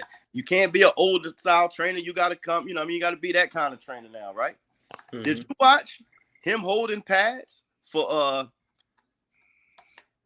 they just showed him holding pads for Frank Ryan Garcia. Yeah. Very basic. Yeah. Very basic. All he's doing is teaching him how to throw his punch correctly. Ain't nothing fast, showy, slipping a million punches, turning, twisting his hand. He ain't doing none of that craziness. Yeah. Just basically working on basic punches and throwing them the right way, and he's the hottest trainer in the game. That just goes to show you the old basic fundamentals of boxing still hold true. Yeah, that's what he brought to Jamel, man. Jamel didn't have these fundamentals that he got now. And you know what's funny? It's weird because it seemed like Ronnie Shields always be like trying to be like a mad scientist and get his fighters together. But man, they some of what I seen with Jamel was just a lack of not having the fundamentals that he got now. Well, like turning his punches all the way over. He spent the bulk of his career as an assistant to big name guys. Yeah, when he went Purnell. Yeah, he was with Purnell with them. He was under the Duvas. He was under Emmanuel Stewart at one time. So a lot of those guys, some of it transitions and they become a great head coach. But some guys are just career number 2 guys. Some guys, aren't going to be that guy. They're great with having someone ahead above them. But, they have a tough time graduating into that top spot. I'm not saying that's the case for him, but that happens for a whole lot of guys. Just because you see them around a great trainer and they're a good assistant to him doesn't mean they're going to become a great trainer themselves. Yeah, that's a good point. What kind of belt is that? You see that belt he bringing in? Yeah. What is that? Everybody got a belt now, man. Listen, if it's going to add a little something to my purse, you can give me an XYZ belt too. Hey, that belt look horrible, man. Look at that little belt, man. A weightlifting belt. Hey, remember how you was telling me about Jose being under Don King? Yeah. Man, I was reading some of the stories, man. You were absolutely right, man. I couldn't wait to get back on the show and tell you that, man. Yeah, I'm telling you, I don't just make stuff up, man. Like he owned Don at one. I mean, Don owned him at one time, man. I was wondering why, they always sending him something from the WBC and all that. Like he had got Adrian Broner instantly ranked and all that. I'm like, how? Yeah, you notice the first thing he said, well, my friend said we're gonna fight for the WBC. I bet you are. Hey, are they gonna is AB gonna fight for a belt again or it's over? With his name, there's a chance he'll come in as an opponent. Unless some drastic lifestyle changes happen, I don't see him competing on a world-class level again. Dang. Although, again, I'm working with a guy named Anthony Young. They're just coming off a loss to Alexis Rocha. We need a bounce-back fight against a name. We'd love to fight Adrian Broner. Yeah. Young got a lot of talent, man. He got a lot of talent. I've seen him fight a few times, man. He got a lot of talent. He got a late start in boxing, you know what I mean? And, you know, he was a football player. Why don't he turn his punches over, man? How come he don't turn his punches over? That's something we work on, man. I haven't been with him that long. Oh, okay. That's something we're constantly drilling. Old habits we're trying to break with him is getting him. He do a lot of that. What's that? That slap crap. Yeah, we work on that in the gym religiously. Establishing jab and having him turn his shots over. Because when I first started working with him, he told me, he's like, I'm not a puncher. And the first time I held pads and wore a bodysuit for him, I said, the problem is not that you can't punch. You can punch. You're just not sitting down on your shots and turning them over. Yeah. And you know, it's funny because when you know, just for me seeing a few of his fights, it's crazy how a guy can have talent and you see it, but I'm a fan, man. I just study the fights, but man, I can't believe a guy like that is not some type of champion, man, because he got it. Well, there's nuances in the game that it takes time to learn. And like I said, he got a late start. He didn't pick up a pair of gloves till he was 19, 20 years old. And I don't want to poop on anybody, but he's had a few trainers in his career. And I'll say, once he got to me, I don't see how he was able to maintain some of these bad habits he had all this time. I can't believe nobody corrected him. Yeah, man, like you was just saying, man, him not throwing them punches right, I'll be thinking like, man, I thought he could have beat Rocha, man. I really don't. Well, we had a decent plan, I think, for Rocha. And I think had he came out and stuck to the game plan, he would have been okay. But he didn't start doing what we wanted to do until about the third round. And by then, he had already taken too much punishment. He didn't have any legs left. But, I mean, I think that the atmosphere got to him, the hostile atmosphere. And he had never performed on that big stage like that before. He had 20 fights coming into that fight. 17 of them were right here in Atlantic City, where he's the guy. You know what I mean? Yeah. He had never been to the hostile territory like that before. Yeah, on somebody else's turf. Yeah. Yeah, I think mentally that hurt him a little bit. And not just anybody, man. Them Mexican fans are brutal. Yeah. You know, you're a monkey and all that crazy stuff. They were brutal before the fight. But after the fight, they showed him so much love and respect, though. Yeah. Yeah, that's kind of cool. I'm excited, man, that you got him, man, because that brother can fight, man. Yeah. I'm not the head trainer. I'm the assistant trainer, but I've known him since he was a little boy. Actually, our mothers were neighbors. Yeah. So, and him and my little brother the same age. He ran with my little brother a lot. So I always gave him input through the course of his career, but he just showed up at the gym one day before he got the Rocha fight. And, you know, when I took over the gym here, and he trained a couple days, and then he kind of came to me and hinted me one day like, I need you to start coming in early. I'm like, coming early for what? He like, so you can work with me. I'm laughing off. Whatever. Yeah, I'll come in an hour early, you know, work with you before the kids get here. And then maybe a week or two later, he came to me and said, listen, man, I just got an opportunity for the biggest fight of my life, and I want you there. And, you know, that's not something you can say no to. You know what I mean? Somebody had the biggest opportunity of their lifetime and wants you to be a part of it, you know. I would be nothing but appreciative. So what's your plan? What's your plans with him, man? How you plan on executing and getting the best out of him? What's the plan with him? We need to get back in the ring, and you know, early fall. And again, he's not a young guy, so a few wins. We of course we're addressing some of the things I would like to see him work on in the gym. But I think a couple wins and he's right back there, man. He just lost to the #1 ranked WBO fighter in the world. Yeah, so, you know, his name is still hot. We go get a couple wins and we right back in the mix as far as I'm concerned. So you think you're gonna try to have him come in on the inside like he like to do, or are you gonna have him more on the outside? He has to be close because he's a shorter guy. Yeah, but he has to use his legs too. So yeah. I don't want to see him box and be on the outside up on his toes. But I like to see him throwing shots and turning guys, stepping around them, fighting off angles. Yeah, because he like to brawl, man. Yeah, but I don't know why he's running back. So he's got great feet and great legs. So my thing is, let's work to your strengths. You know, as a former running back, track athlete, let's use your legs and let's, you know, get our shots off and step around these guys. Yeah. It's just funny, man, when you see these fighters, man, sometimes they just be a trainer away, man. Yeah. They really Well, I mean, sometimes it's just tweaking little things, you know what I mean? Because, again, the difference between being successful and not is usually not a big gap. You know what I mean? It's just the little things that maybe you don't know or don't do. Yeah, my TV way behind, man. Yeah, they get ready to start now. Oh yeah. Your TV is behind because they already touched gloves and about the fight. Yeah, hold on one second.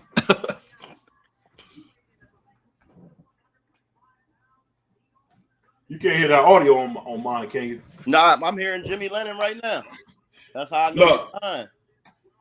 Oh, shoot, let me turn that down some more. Yeah, they like to give you strikes for that goofy stuff, man. This kid he's fighting is a big lightweight. Yeah. That's a fly little costume we got, man. Yeah. Floyd changed the game. Everybody wearing fur and leather and all kind of stuff now. Yeah, for sure. Frank Martin is old too, man. He got to get going. Yeah, well, he didn't get to Earl until late. Well, he got a bronze medal. Does he? Yeah, I think he got a bronze medal. Okay, he's well schooled then. Yeah. How's Earl a promoter? When you got money and a big name, Floyd didn't give you the recipe. You can get a promotional company. He has the relationship with Al. He has the relationship with Showtime. It's a no-brainer. Hey, that's funny how Al get around that Muhammad Ali act, man. Nobody ever talk about that, but well, what he did was made up a new role. The Muhammad Ali Act speaks on promoters and managers. He said, all right, I'm neither. I'm an advisor. There is no literature governing advisors. That's not an official title in boxing. Yeah. He getting away with murder on that one, man. See, New Jersey they kind of got a remedy for that. What's because that? With my guys, I didn't say I was a manager. I say I was an advisor too. But they make the fighter pay for a manager's license, even though you say you're not the manager. Yeah. Yeah. I see what you're saying. Hey, I'm way behind. Frank Martin gonna get him out of here. Yeah, he's starting to settle down. He had Frank on his heels at first, but Frank's stepping to him now. Yeah, you know what's funny? When he fought Michelle Rivera, man, I thought it was gonna be a tougher fight than that. Me too. I had a little quick interview with Michelle Rivera at Boots weigh-in, but I never posted it. I may post it. Yeah. You know, they had him. I think he was popular because they're like Muhammad Ali. I didn't really see it like that. That was their marketing tool, but he is with a very, very, very influential guy in boxing, Samson Lukowicz. Samson Lukowicz helped make a good friend of mine, Levander Johnson, the world champion. Yeah, he definitely a champion maker for sure. He's a matchmaker. He's a promoter now, but for a long time he was a matchmaker, but he had way more clout than what a usual matchmaker would have, man. Yes, you watch HBO and Showtime, like 2 out of 3 fights, you see him in somebody's corner. He brought Manny Pacquiao to the States, brought Sergio Martinez to the States. You know, I was going to ask you, man, what does Leonard Ellaby do? What was Leonard Ellaby doing in Floyd's corner back in the day? He was basically assistant trainer, but he wasn't doing no strategy and nothing. Just Floyd's homie looked like to me. I mean, he stayed around and carved out a niche for himself, though, and now he's running Floyd's company. So, yeah. I don't know. I'll tell you this, man. I don't know about you, man. I get so tired of these overmatched fights like this, man. Yeah. I mean, it's a part of the game when you're building a fighter, but I don't want to see it on TV once they arrive. You know what I mean? It's a necessary evil. You're not going to build a fighter by putting him in all tough fights because everybody only has but so many wars in them. So you want your guy in one piece when you get him to the prize, but it's a bit much when they're on TV and making good money and still fighting bums. I'm sorry, I shouldn't say. I said I don't like that. Still fighting overmatched talent. Yeah. Again, because no fight is a bum. Yeah, they doing a good job at that with this fight, man. This is like a totally overmatched fight. This guy ain't got a chance. He's coming to fight though. Yeah. I know because early on he got Frank on his heels, but that's just. I think he's doing a good job at using his size, which may be the only attribute he has is that he's a lot bigger than Frank. How tall is Frank? Like 5'4"? He looks short. I don't know. He doesn't look tall at all. Yeah. I'm guessing about 5'6", 5'7". Yeah. But Shakur's only about 5'7". So. And you know what's so funny, man? Shakur look like a Puerto Rican, man. He's half. Well, I'm half Puerto Rican too. What you got against us Africans? No. Hey, my cousin's Puerto Rican too, man. Yeah, my name is Julio Sanchez, man. No, but I grew up on fried chicken and collard greens because my mom is black. But just like before, my mom's black, my dad's Puerto Rican. Yeah. Yeah. Because somebody, they got those little race fans. They was giving Shakur a heck talking about what do you say? Shakur trying to embrace his Rican Latino side. side. Yeah, I'm like, man, you can't embrace what you are. And not only that, people need to realize that Puerto Ricans are Africans too. Listen to the drums in their music. That ain't European. That's African drums, bro. Look at them dances.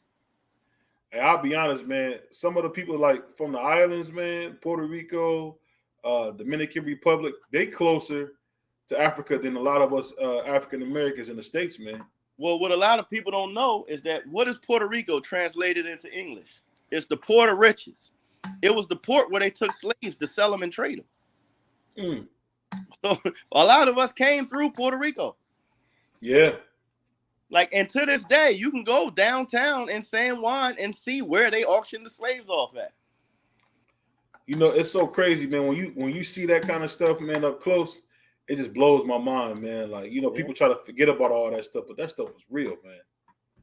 I went to see one of my cousins in Puerto Rico for the first time a couple years ago, and she's darker than me, and she says, yeah, us Puerto Ricans, we were the best to the slaves. We treated the slaves the best.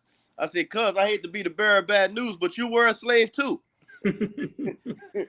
Yeah. Yeah, that's crazy, man. Yeah, why do they speak Spanish? They're not from Spain. Yeah, that's who conquered them. Yep. And you know what's funny? You get some of them Spanish people, some people from Spain, that get mad that they speak their language. Well, you conquered them and forced it on them the same way they did us. Yeah. Yeah, man. I don't know. I tell you what, I get what you said about some of these fights, man, but man, I hate watching these fights like this, man. Yeah, I hate to watch them when I know it's a foregone conclusion too. That's why I miss a lot of fights. You know what I mean? I'm trying to watch more because I'm doing the YouTube thing now. But I've seen so many fights. It's hard to watch a fight that I know is not going to be competitive. Yeah, like this fight right here is not competitive at all. Yeah, it doesn't intrigue me. and I ain't gonna lie. The fan side of me would feel a lot better if it was like all jaw-dropping performance for Martin, where he just walked through him and blew him out of the water. But he's not doing that either. So it's not really impressive on any front. It's funny, man, about Frank. Frank got some good skills, but I think if you get in there with Shakur or somebody who can hurt him, some of his little bad habits mess him up. If this Frank Martin fights Shakur, it's no contest. Yeah. Yeah, his defense is still spotty, man. I don't know what's up with this guy. Yeah, Shakur will be picking him apart. You see that whole right side is open, man? I don't understand what he's doing. You see him just swing that wild-ass left hand and miss. He would definitely got counted against Shakur. Yeah, I mean, I like the fact that he fights hard, but I don't see anything special about him. He just got caught with a big right hand going straight back. Yeah, I see a lot of holes. They better keep him away from Shakur for right now. Because if they don't, they're not gonna get the cash out because he's definitely gonna get beat. That's gonna stop his ascension right there. Yeah, he just didn't fought. Really, to tell you the truth, man, it seemed like he didn't fought nothing but can after can, man. It's just crazy, man. Well, I mean, Derek James was a new trainer for him. They're working on things. I get it. Bring them along slow as you're trying to make changes. But Earl's talking about him being ready for Shakur and Devin and Gervonta after this fight. I don't see it. Man, Devin will put a show on against him. He won't beat any of those three. No. And see, that's the thing people don't understand. When we say, Devin got flaws, I'm not saying he won't beat some of these regular guys. He's still better than 90% of the guys out there. He's just not going to beat Tank or Shakur. And I think he's gonna have a tough time at 140 because those guys got pop up there, and if he can't hurt the lightweights, what's gonna happen when he get up there with the bigger guys? Yeah, I don't see him being there. I don't think Devin Haney ever being able to beat Tio, man. I really don't. Well, the problem is Tio's more athletic than him. He's stronger than him. He's maybe quicker or just as quick as him. The only thing I think he has on Tio is that he's more mentally tough than Tio. But if the right Tio shows up that night, I think you might be right. Yeah. I'm telling you, man, Tio, man, it's just because people don't like Tio, but man, he's one of the most talented we've seen in a while, man. Well, I don't think it is because they don't like him, but why don't they like him? Because him and his father say all the wrong things.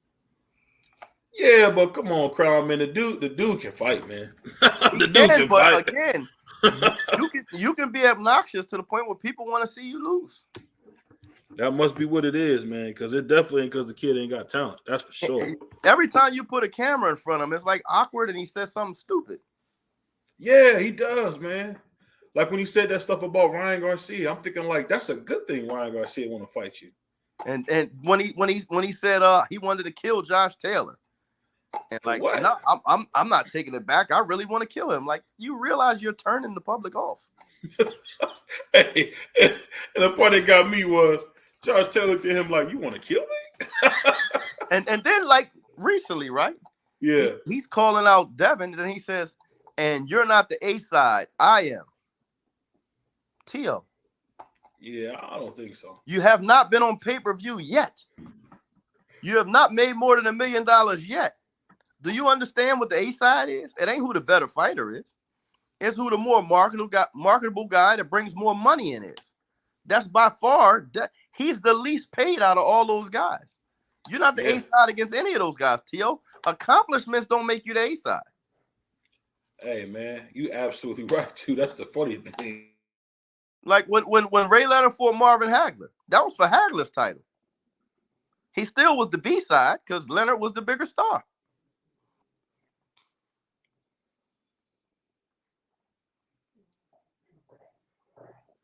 Yeah, I think somebody he needs a media coach, and he needs to stop his dad from talking. Yeah, his dad got to stop getting drunk, man, and stop speaking for him because he says all the wrong things. Yeah.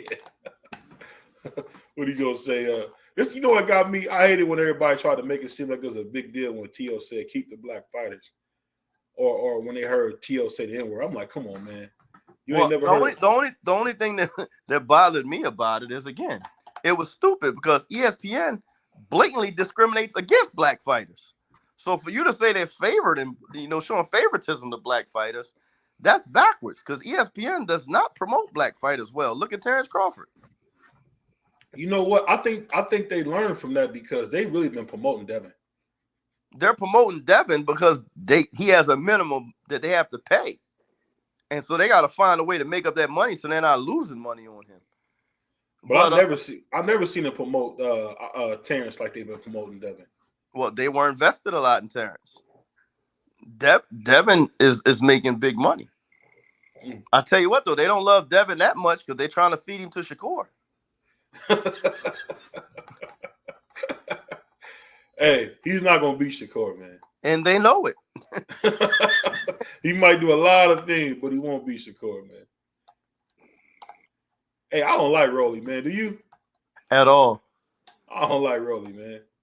I think he's maximized on what he has because he's not that talented. He's just a puncher. But he's used that little quirky personality of his to make himself a star and, make himself some money. So I ain't mad at that. But, as a fighter, I'm not a fan of his, no. Hey, man, Tank really beat him up, man. Tank reset his brain. This guy was 10 minutes after getting knocked out talking about, I won every round of that fight. Like, bruh. You just got your slot machine erased, bro. What are you talking about? Hey, he was getting Tank. But you know what's funny? I'm starting to realize. He wasn't getting Tank. It looked like he was getting Tank because Tank was backing up. But Tank was blocking or getting under most of those shots. He wasn't landing nothing. Yeah. Tank was waiting to walk him into a shot. And as soon as he lunged, good night. One thing I'll tell you about Tank, man, he love to sit back and take a few shots so he can get you out of there. Well, most people think he's just, it just happens. No, he sets that up. Yeah. He's setting traps. He allows you to get brave and make a mistake. As soon as you do, checkmate. Boom. He hitting you with something you didn't even see. And he has that kind of power where he can wait on one shot because when it lands, I like how you said you're gonna have to take a shot. Hey, that's the coldest line, bro. I'd rather say you're gonna have to take a shot. Hey, that's why I like being up here with you, Crown, man. You a funny cat, man. Hey, listen, man, you gotta have fun in life. Life is too crazy not to have fun. I remember, man, when I had them Ryan glasses on, man. After I look back at them, look at that stuff now, I said, man, I was really just thinking I was seeing Oscar, man. What's up, X? You wanted to believe he was something he wasn't. What's good, man? What's good, man? We up here watching this. We watching this over. Frank Martin getting his ass whooped right now, bro. Yeah, he ain't looking good at all. They better keep him they better not put him in the same state as Shakur. Yeah, bro. Yeah, bro. Hey, I think Sugar might stop him, man. I don't know why he looking so bad against this dude, bro. Like, well, that's a big guy, man. It's not easy to fight a guy that much bigger than you. Yeah, you think he that bigger than him? Bro? I don't think he that big. Look at him right now. Nah, I don't think he that bigger than him. He bigger than him though, for sure though. He's a lot bigger, taller and bigger. He's just a bigger man. It almost looks like a 140-pounder fighting a lightweight. Nah, it ain't. Nah, it ain't that. No, it don't look that crazy. Look at this, dude. Damn, he's not looking good though. And see, Earl was talking spicy. He said he's ready for all the top lightweights after this fight. Earl might be just looking to make his money back. Yeah, Earl trying to put him in tough so I can get my money back. They gotta be booing, man. Bro, he's losing, bro. He probably won like one round so far, bro. Yeah, but this Harutyunyan, whatever his name is, he ain't getting no decision. You don't think so? Nah. No. I don't think they're gonna rob him. I don't think they're gonna do it. I don't think they're gonna do him, bro. It's too clear to me, bro. It's too clear. They try to do Floyd, man. You remember that? They try to do Floyd. Yeah. Listen, there's nothing they can do market-wise with this guy. They're not giving him no decision. No. He looking real sturdy, man. Jeez. Yo, he's on his ass, bro. Yeah, he pushing him back. He got him on. Nah, this shit too clear, bro. It's too clear. I don't think they're gonna do him, bro. All right. Hey, I thought that Canelo versus Floyd fight was clear, but they gave a draw. So that was the one judge, bro. That shit was still crazy, though. That shit stupid. Yo, he working Frank Martin, bro. Yeah, but again, it's only the 5th round, and I've seen stranger things. Yeah, that's true too. What do you do? Hit him in the head? Nah, he tripped over his foot.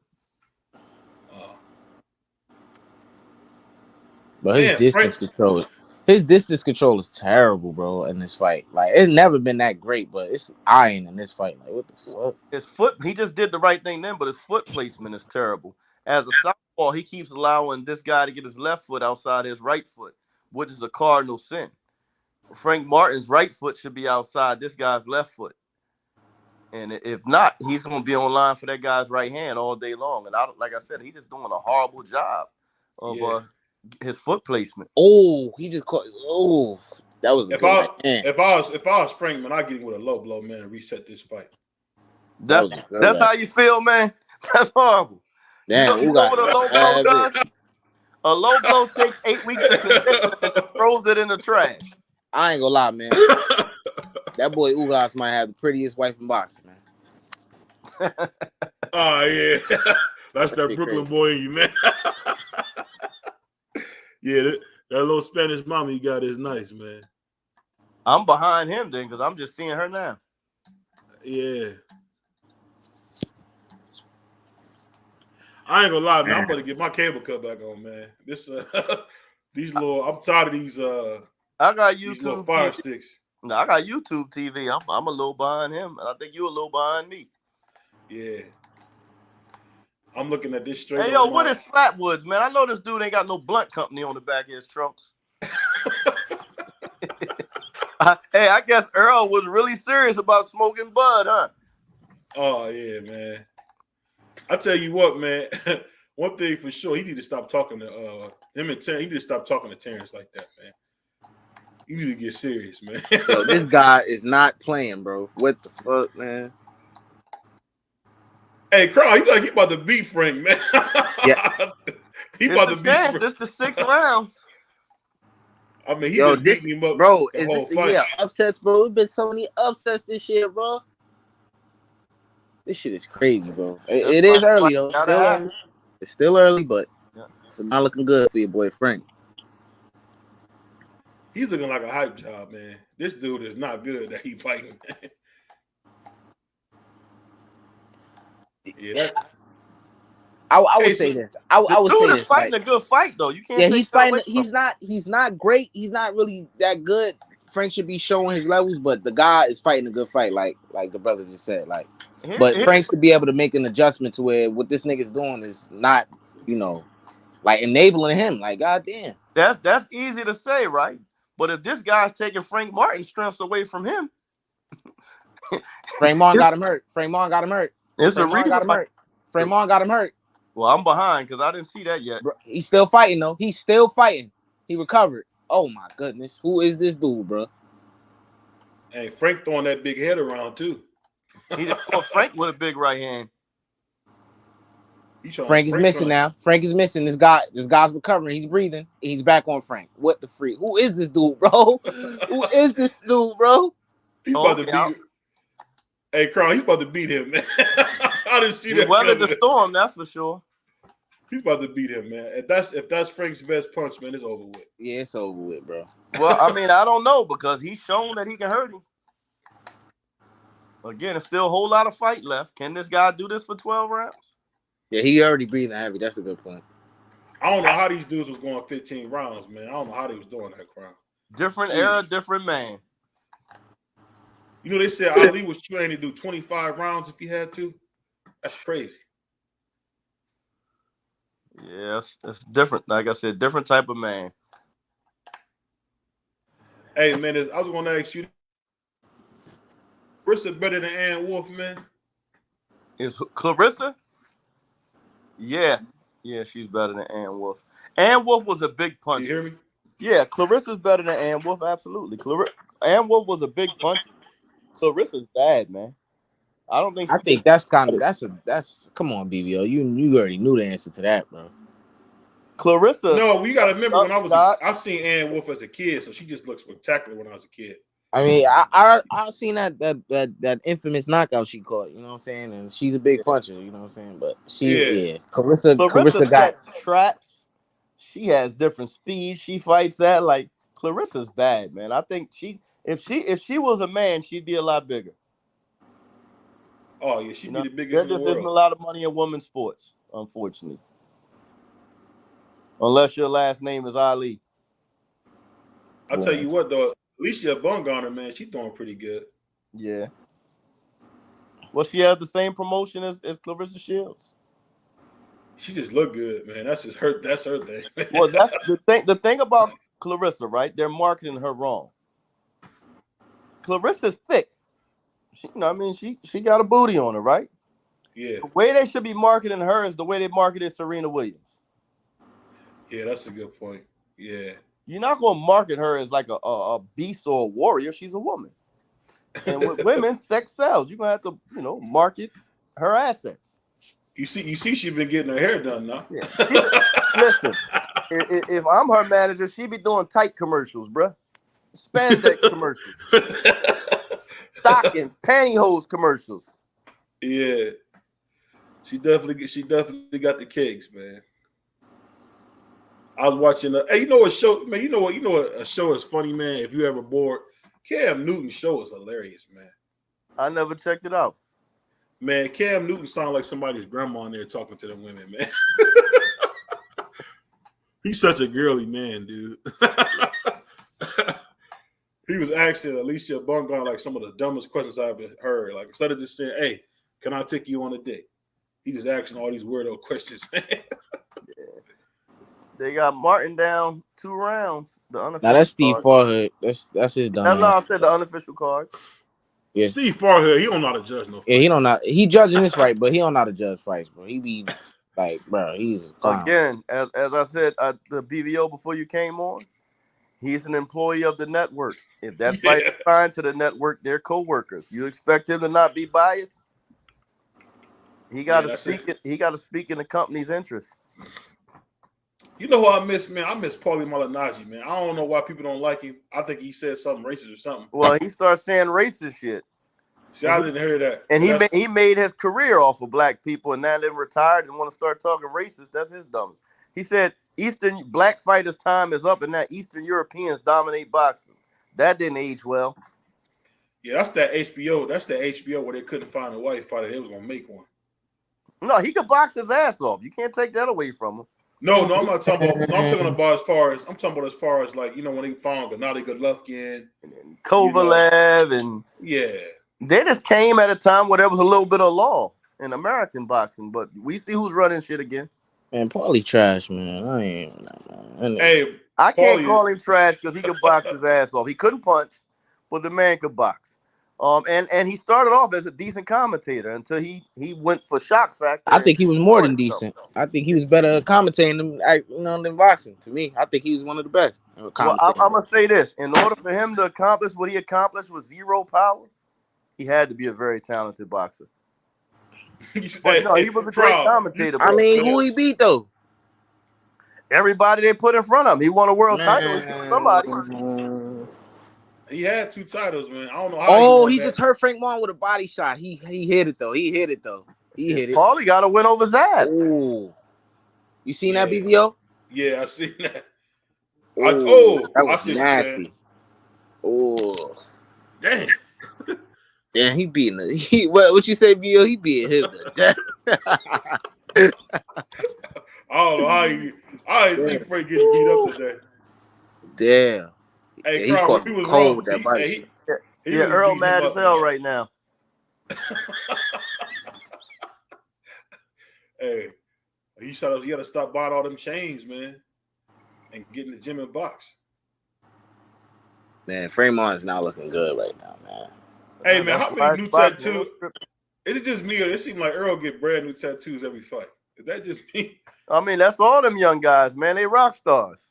I think he did that. At first, he got that back tattoo. Then, and this past couple months, he just been getting mad tattoo. Like, he didn't have this much tattoo like 3 months ago. Well, I'm gonna say this again. Tank was a trendsetter with that.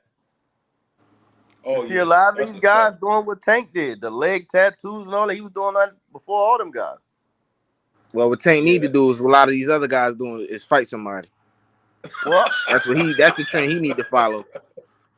Well, I don't really agree with you there, but I'll say this.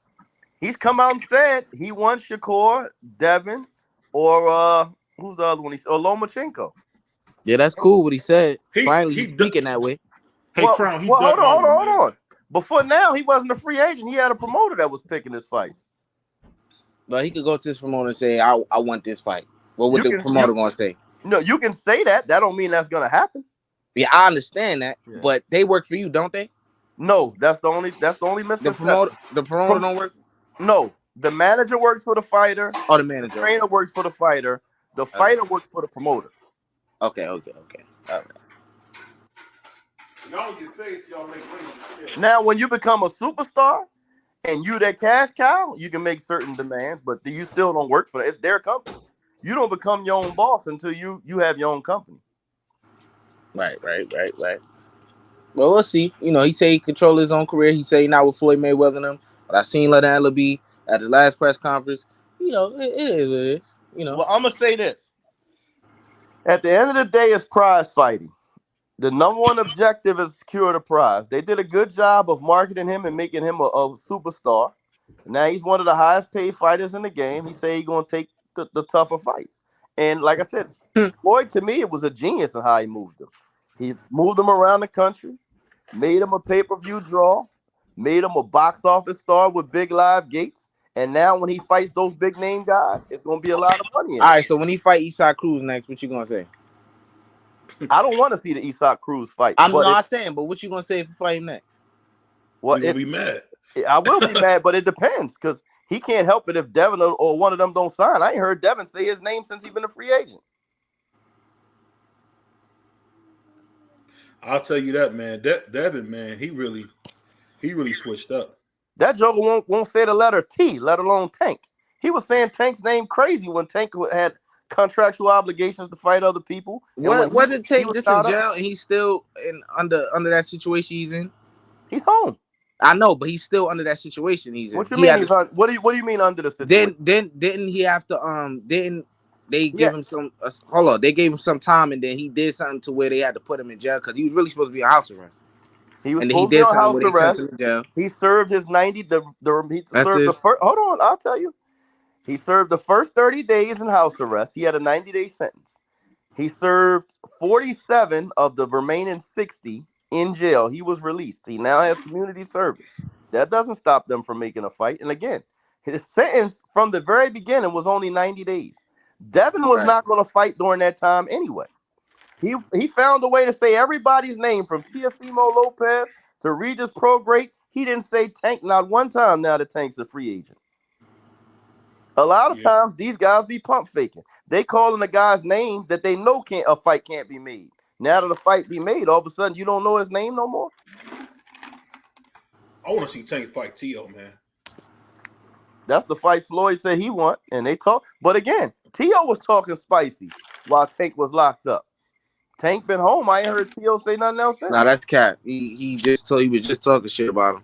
I mean, he just got home. Why would a guy say, "Oh, I want to fight him now"? I mean, that's like I'm gonna tell you why. If you're gonna ask a question, let me answer it. Because 2 days. Hold on. What you talking about? Come on, bro. 2 days before he came home, T.O. came out and said, "You a pussy, you running all this stuff." Tank came home 2 days later. One of the first things he did was post on social media. All right, so you was talking when he couldn't respond. He can respond now. Why not say it now? What? I don't even get that. Yeah, T.O. was talking. Basically, what you saying when T.O. was talking. T.O. was talking crazy when Tank was in jail. Yeah, now he home. Say it now. But he been talking crazy about this man, so I don't get that shit. Yeah, what do you mean he been talking crazy? He been talking crazy about him, bro. He been talking crazy. I don't. It's documented. You could go online. No. Give me an example of him talking crazy. You can look it up, bro. I don't have to give you an example. It's out there. If you look it up, you will find it. Of Teofimo talking crazy about this man. I heard him say stuff like, none of these guys are going to step up. And again, I just told BVO before you came on, I think Teofimo Lopez needs a media coach and says all the wrong things. But I didn't hear him talking crazy about Tank. And like I said, I like that fight. I think Tank knocks T.O. out. Oh, you drunk. T.O. beat him to death. Man, you talking about it. T.O. got more sparring footage getting put on his ass than any fighter out there. I mean that sparring footage stuff and all that, bro. Like Tank don't show people what he show people when he want them to see anyway. So that I ain't even talking about Tank. Everybody had their days of sparring, bro. I ain't even talking about Tank. And like I said, I believe in good and bad days of sparring too. But getting dropped is getting dropped. Yeah, getting dropped is getting dropped. But a lot of that your chin doesn't get better in fights. A lot of stuff is not documented for every fighter, bro. A lot of things is not on record and shit like that. You know what I'm saying? I know, but I tell you what, I've seen with my 2 eyes Teofimo get dropped by several different people in scope. And what does that mean? Tank probably got dropped. That means that chin is questionable. That's what that means. Tank got you never know if there's footage out there there's no footage out there that Tank got dropped. So how would you know if Tank was dropped or not? That's what I'm saying. Like, because a fight, as somebody that's been in boxing a very long time, right? When a fighter's a superstar like Tank is, if a sparring partner drops him, trust me, he's going to try to use that to market himself. It's coming out. Just like Oliver McCall knocked out Mike Tyson years ago. Oh, it was everywhere. Because nobody's going to not take that opportunity to market themselves if they drop a big dog. So the rumors that Ryan Garcia been talking about Clarissa Shields and Shakur Stevenson about Tank getting knocked out by that guy and Floyd Mayweather the gym, that didn't go crazy like that. That guy didn't use that as marketing. He didn't say nothing about nothing like that. Because it But them must people not have talking been about true. It must not have been It true. must not have been true. But so Clarissa Shields, Shakur Stevenson, So and was Ryan Clarissa Garcia from Shields? Deadline. So Clarissa Shields and Shakur Stevenson, two people that have nothing to do with Floyd Mayweather and Mayweather Promotions, have inside information of something that happened at Mayweather's gym, and nobody associated with Mayweather Promotions, even after Tank broke away from him, saw it or had anything to say about it. I'm just saying. Make it make sense. I'm just saying, bro. Clarissa Shields Why trains in would they Detroit. lie? Why would they lie? Clarissa Shields trains in Detroit. Shakur trains in Houston. But you act like they don't know people in boxing circles or people who go to that gym I that know would have been people in there. boxing circles. You I act didn't like say you. that. I didn't say you didn't. Like you keep like getting your feelings into it. I'm just No, talking. there's no I'm not feelings. I'm just like responding to I'm you. sitting up here talking to you, having a humble conversation. You act like you're knowing everything. I don't know everything. I didn't say I know everything. I'm You're saying things that you're trying to make sense of to me, and I'm just saying that doesn't prove your point. Well, now, I guess so. Because I'm not attacking you. Now you are trying to attack my comeback. I'm just having a friendly debate. Nah, I just seem like everything. I just seem like everything I gotta say. You, well, let me tell you. Like I'm not interrupting you or nothing. Like you act like I'm trying to overtalk you, son. I'm letting you get your shit off, bro. Hey, you know what's funny, man? I did not see friend Sean Cruz losing that fight, man. I was shocked by that. I was shocked. Was y'all shocked? I got to see her fight in Atlantic City here one time, and she came in very out of shape and got tired. So I always think that's an issue with her conditioning. I knew she was gonna get beat by Savannah Marshall. Niggas was talking about some other stuff. Oh, she's in her prime, bro. She's like 37, bro. How's she in her prime, bro? Like, what the fuck? Like, niggas be saying crazy shit, bro. Hey, she's a puncher, but she's not that talented of a boxer. No, the way Carissa beat her up real bad in her first fight, I said, this must just be a step. Yo, this shit is crazy, bro. Like, damn, bro. Nah, I don't know. I think they may give it to Frank. I think they're gonna give it to him, but he don't deserve it. That boy ain't get no decision. I can't see it. But Steve Fowler, he got a pretty good card, but that shit don't matter. So yeah. Earl and Al Heyman stand to lose too much money if Frank lose this fight to this guy. I mean, Frank. I mean, in terms of like when you say money, in terms of what, like, cause Frank ain't really like, I don't know, like, who really watching Frank Martin? Like, I ain't nobody jumping. I'm talking about money invested. You're with that. You're They ain't make their money back yet.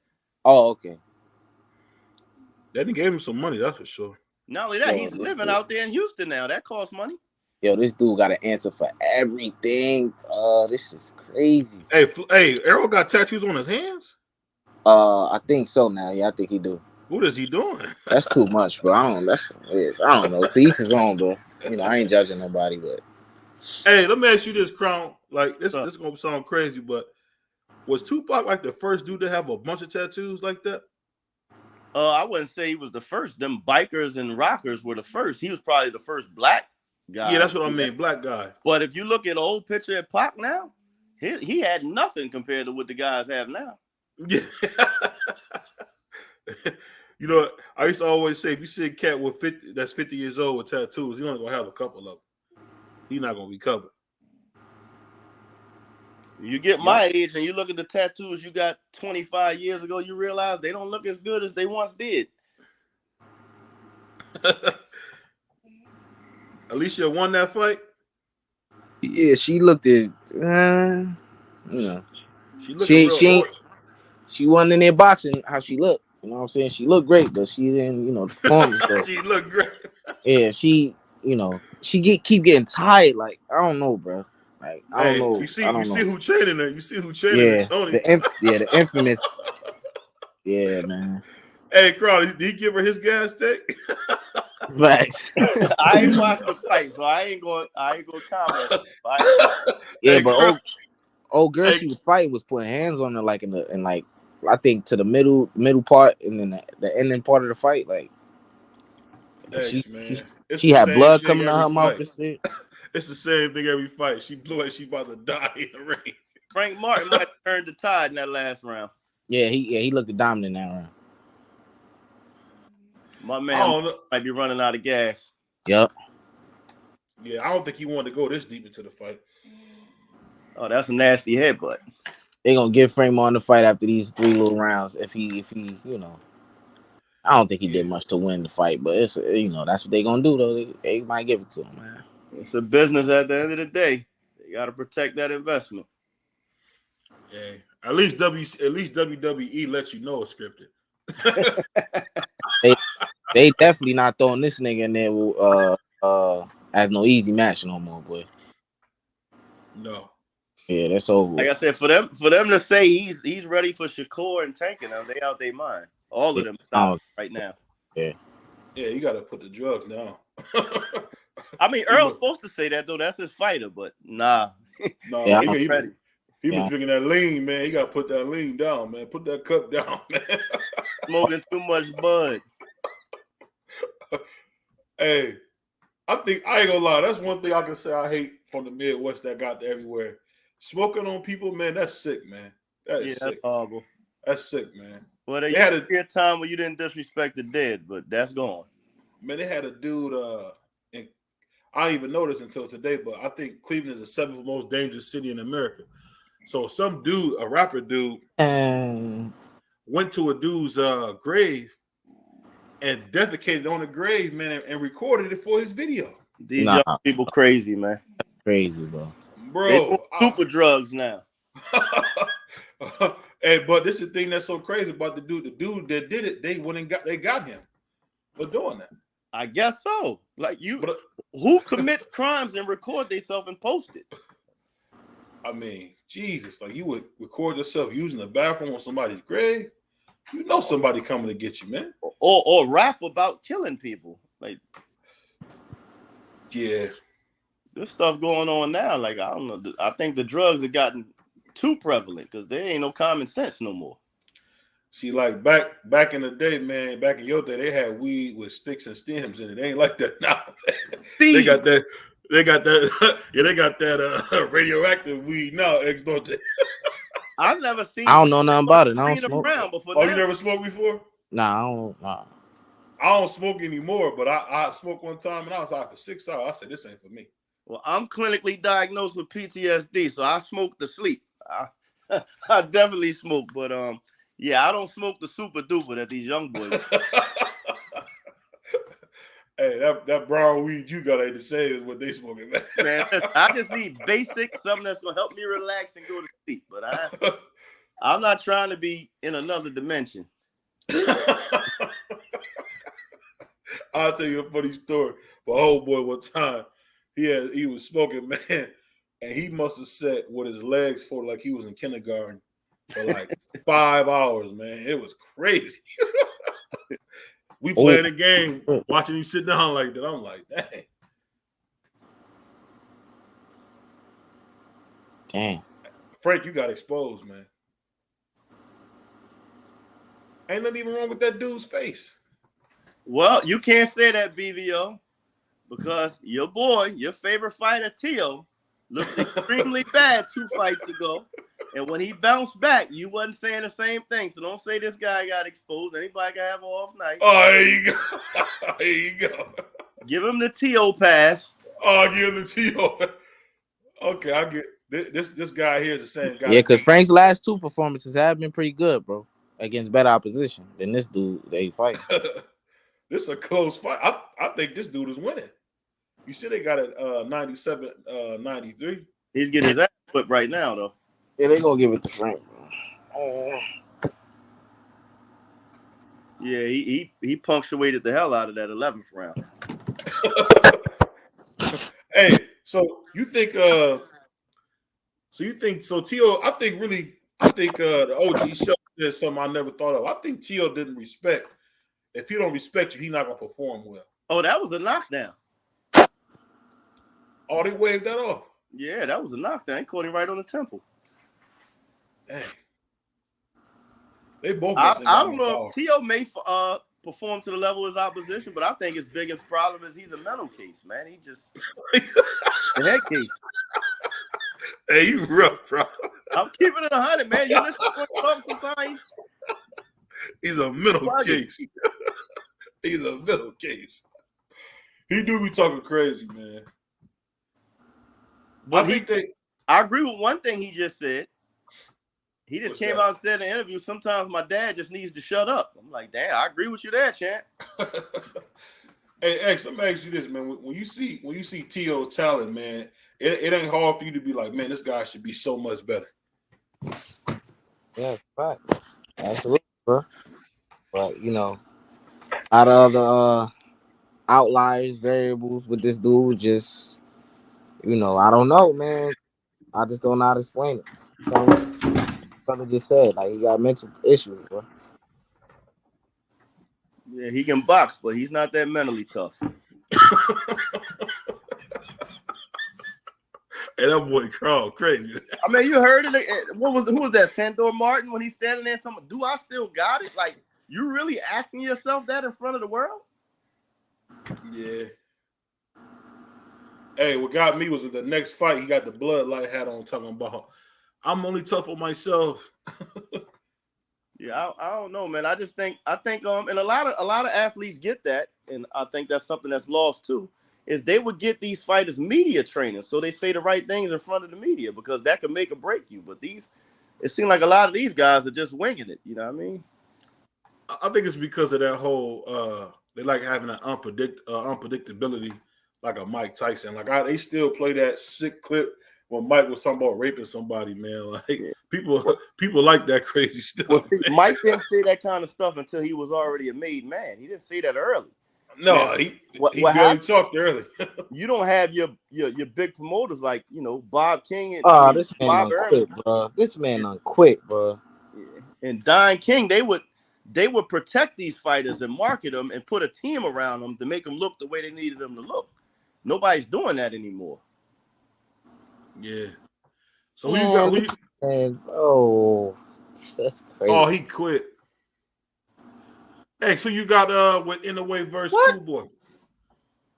Yeah, I'm just saying he took that knee. What the hell? That's a pickle, man. I don't know, bro. I'm edging Inouye though, slightly, because that's a tough fight.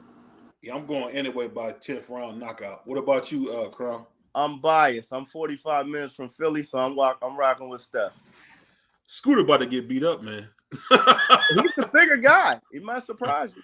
It don't mean nothing, man. Scooter about to get beat up, man. I'm rocking with the guy, from close to home. We come up in amateurs with Philly fighters, so I'm rocking with our guy. I figured. Hey, your boy, your boy Marty told me he got Scooter, so I said, okay. He gotta have Scooter, man. He's from Philly.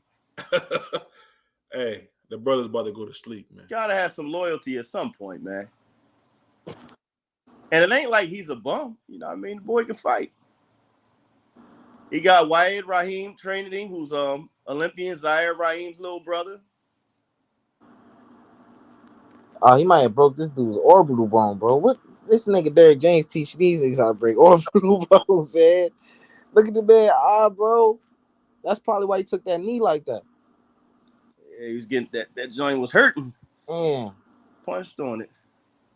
Yeah, Derek, that must definitely be a Derek James technique. Gotta learn. He's lucky he had that 11th and 12th he had, because they can justify giving him the decision now. Yeah, hey, Frank is not that good, man. Like I said, don't put him in the same state with Shakur. He's not that good, man. Shakur might stop him, man. I love you, Earl, but you tripping on that one, brother. Earl just talking. I tell you what, he got to promote his guy. That's what he's supposed to do. I know Earl gonna make weight, but man, he looks pretty big, man. Yeah, he's a big boy, but he's only like 5'9". That's the thing. He's not as tall as most people think. Is he going to 160 after this, or he gonna go to 154? I think he's gonna go to wherever the money at. I think he should go to 160.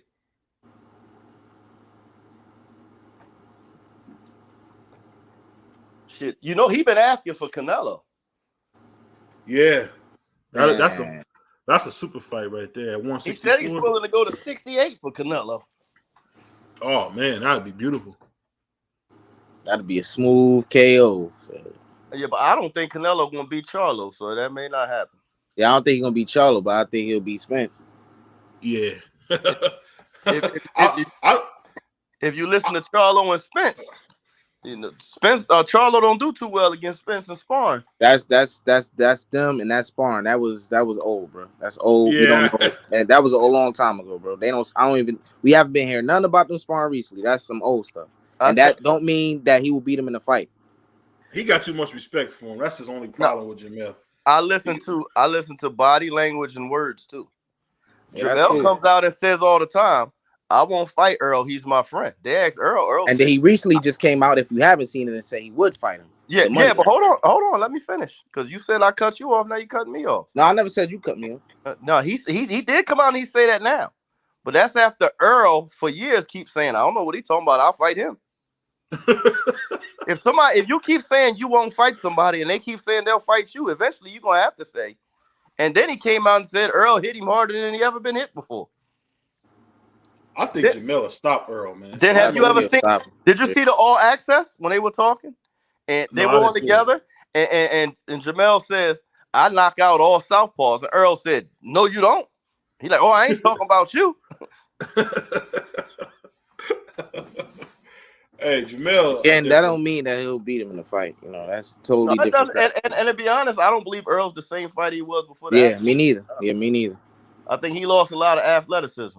Facts. I agree with that 100%. Yeah, definitely. Hey, man, he got to stop crashing them cars, man. Well, the last one, somebody hit him. But I'm just Crown. Let me ask you this, Crown Jewel. Do you think what gave you that perspective? Because I thought the same thing after watching the Ugas fight. That's what gave me that assessment that he's not the same and he don't have the same athleticism, speed. You know. I saw it in the Ugas fight. I also saw it in Danny fight. If you watch Earl fight prior to the accident, he was able to bounce in, get his shots off, and bounce out before he got hit.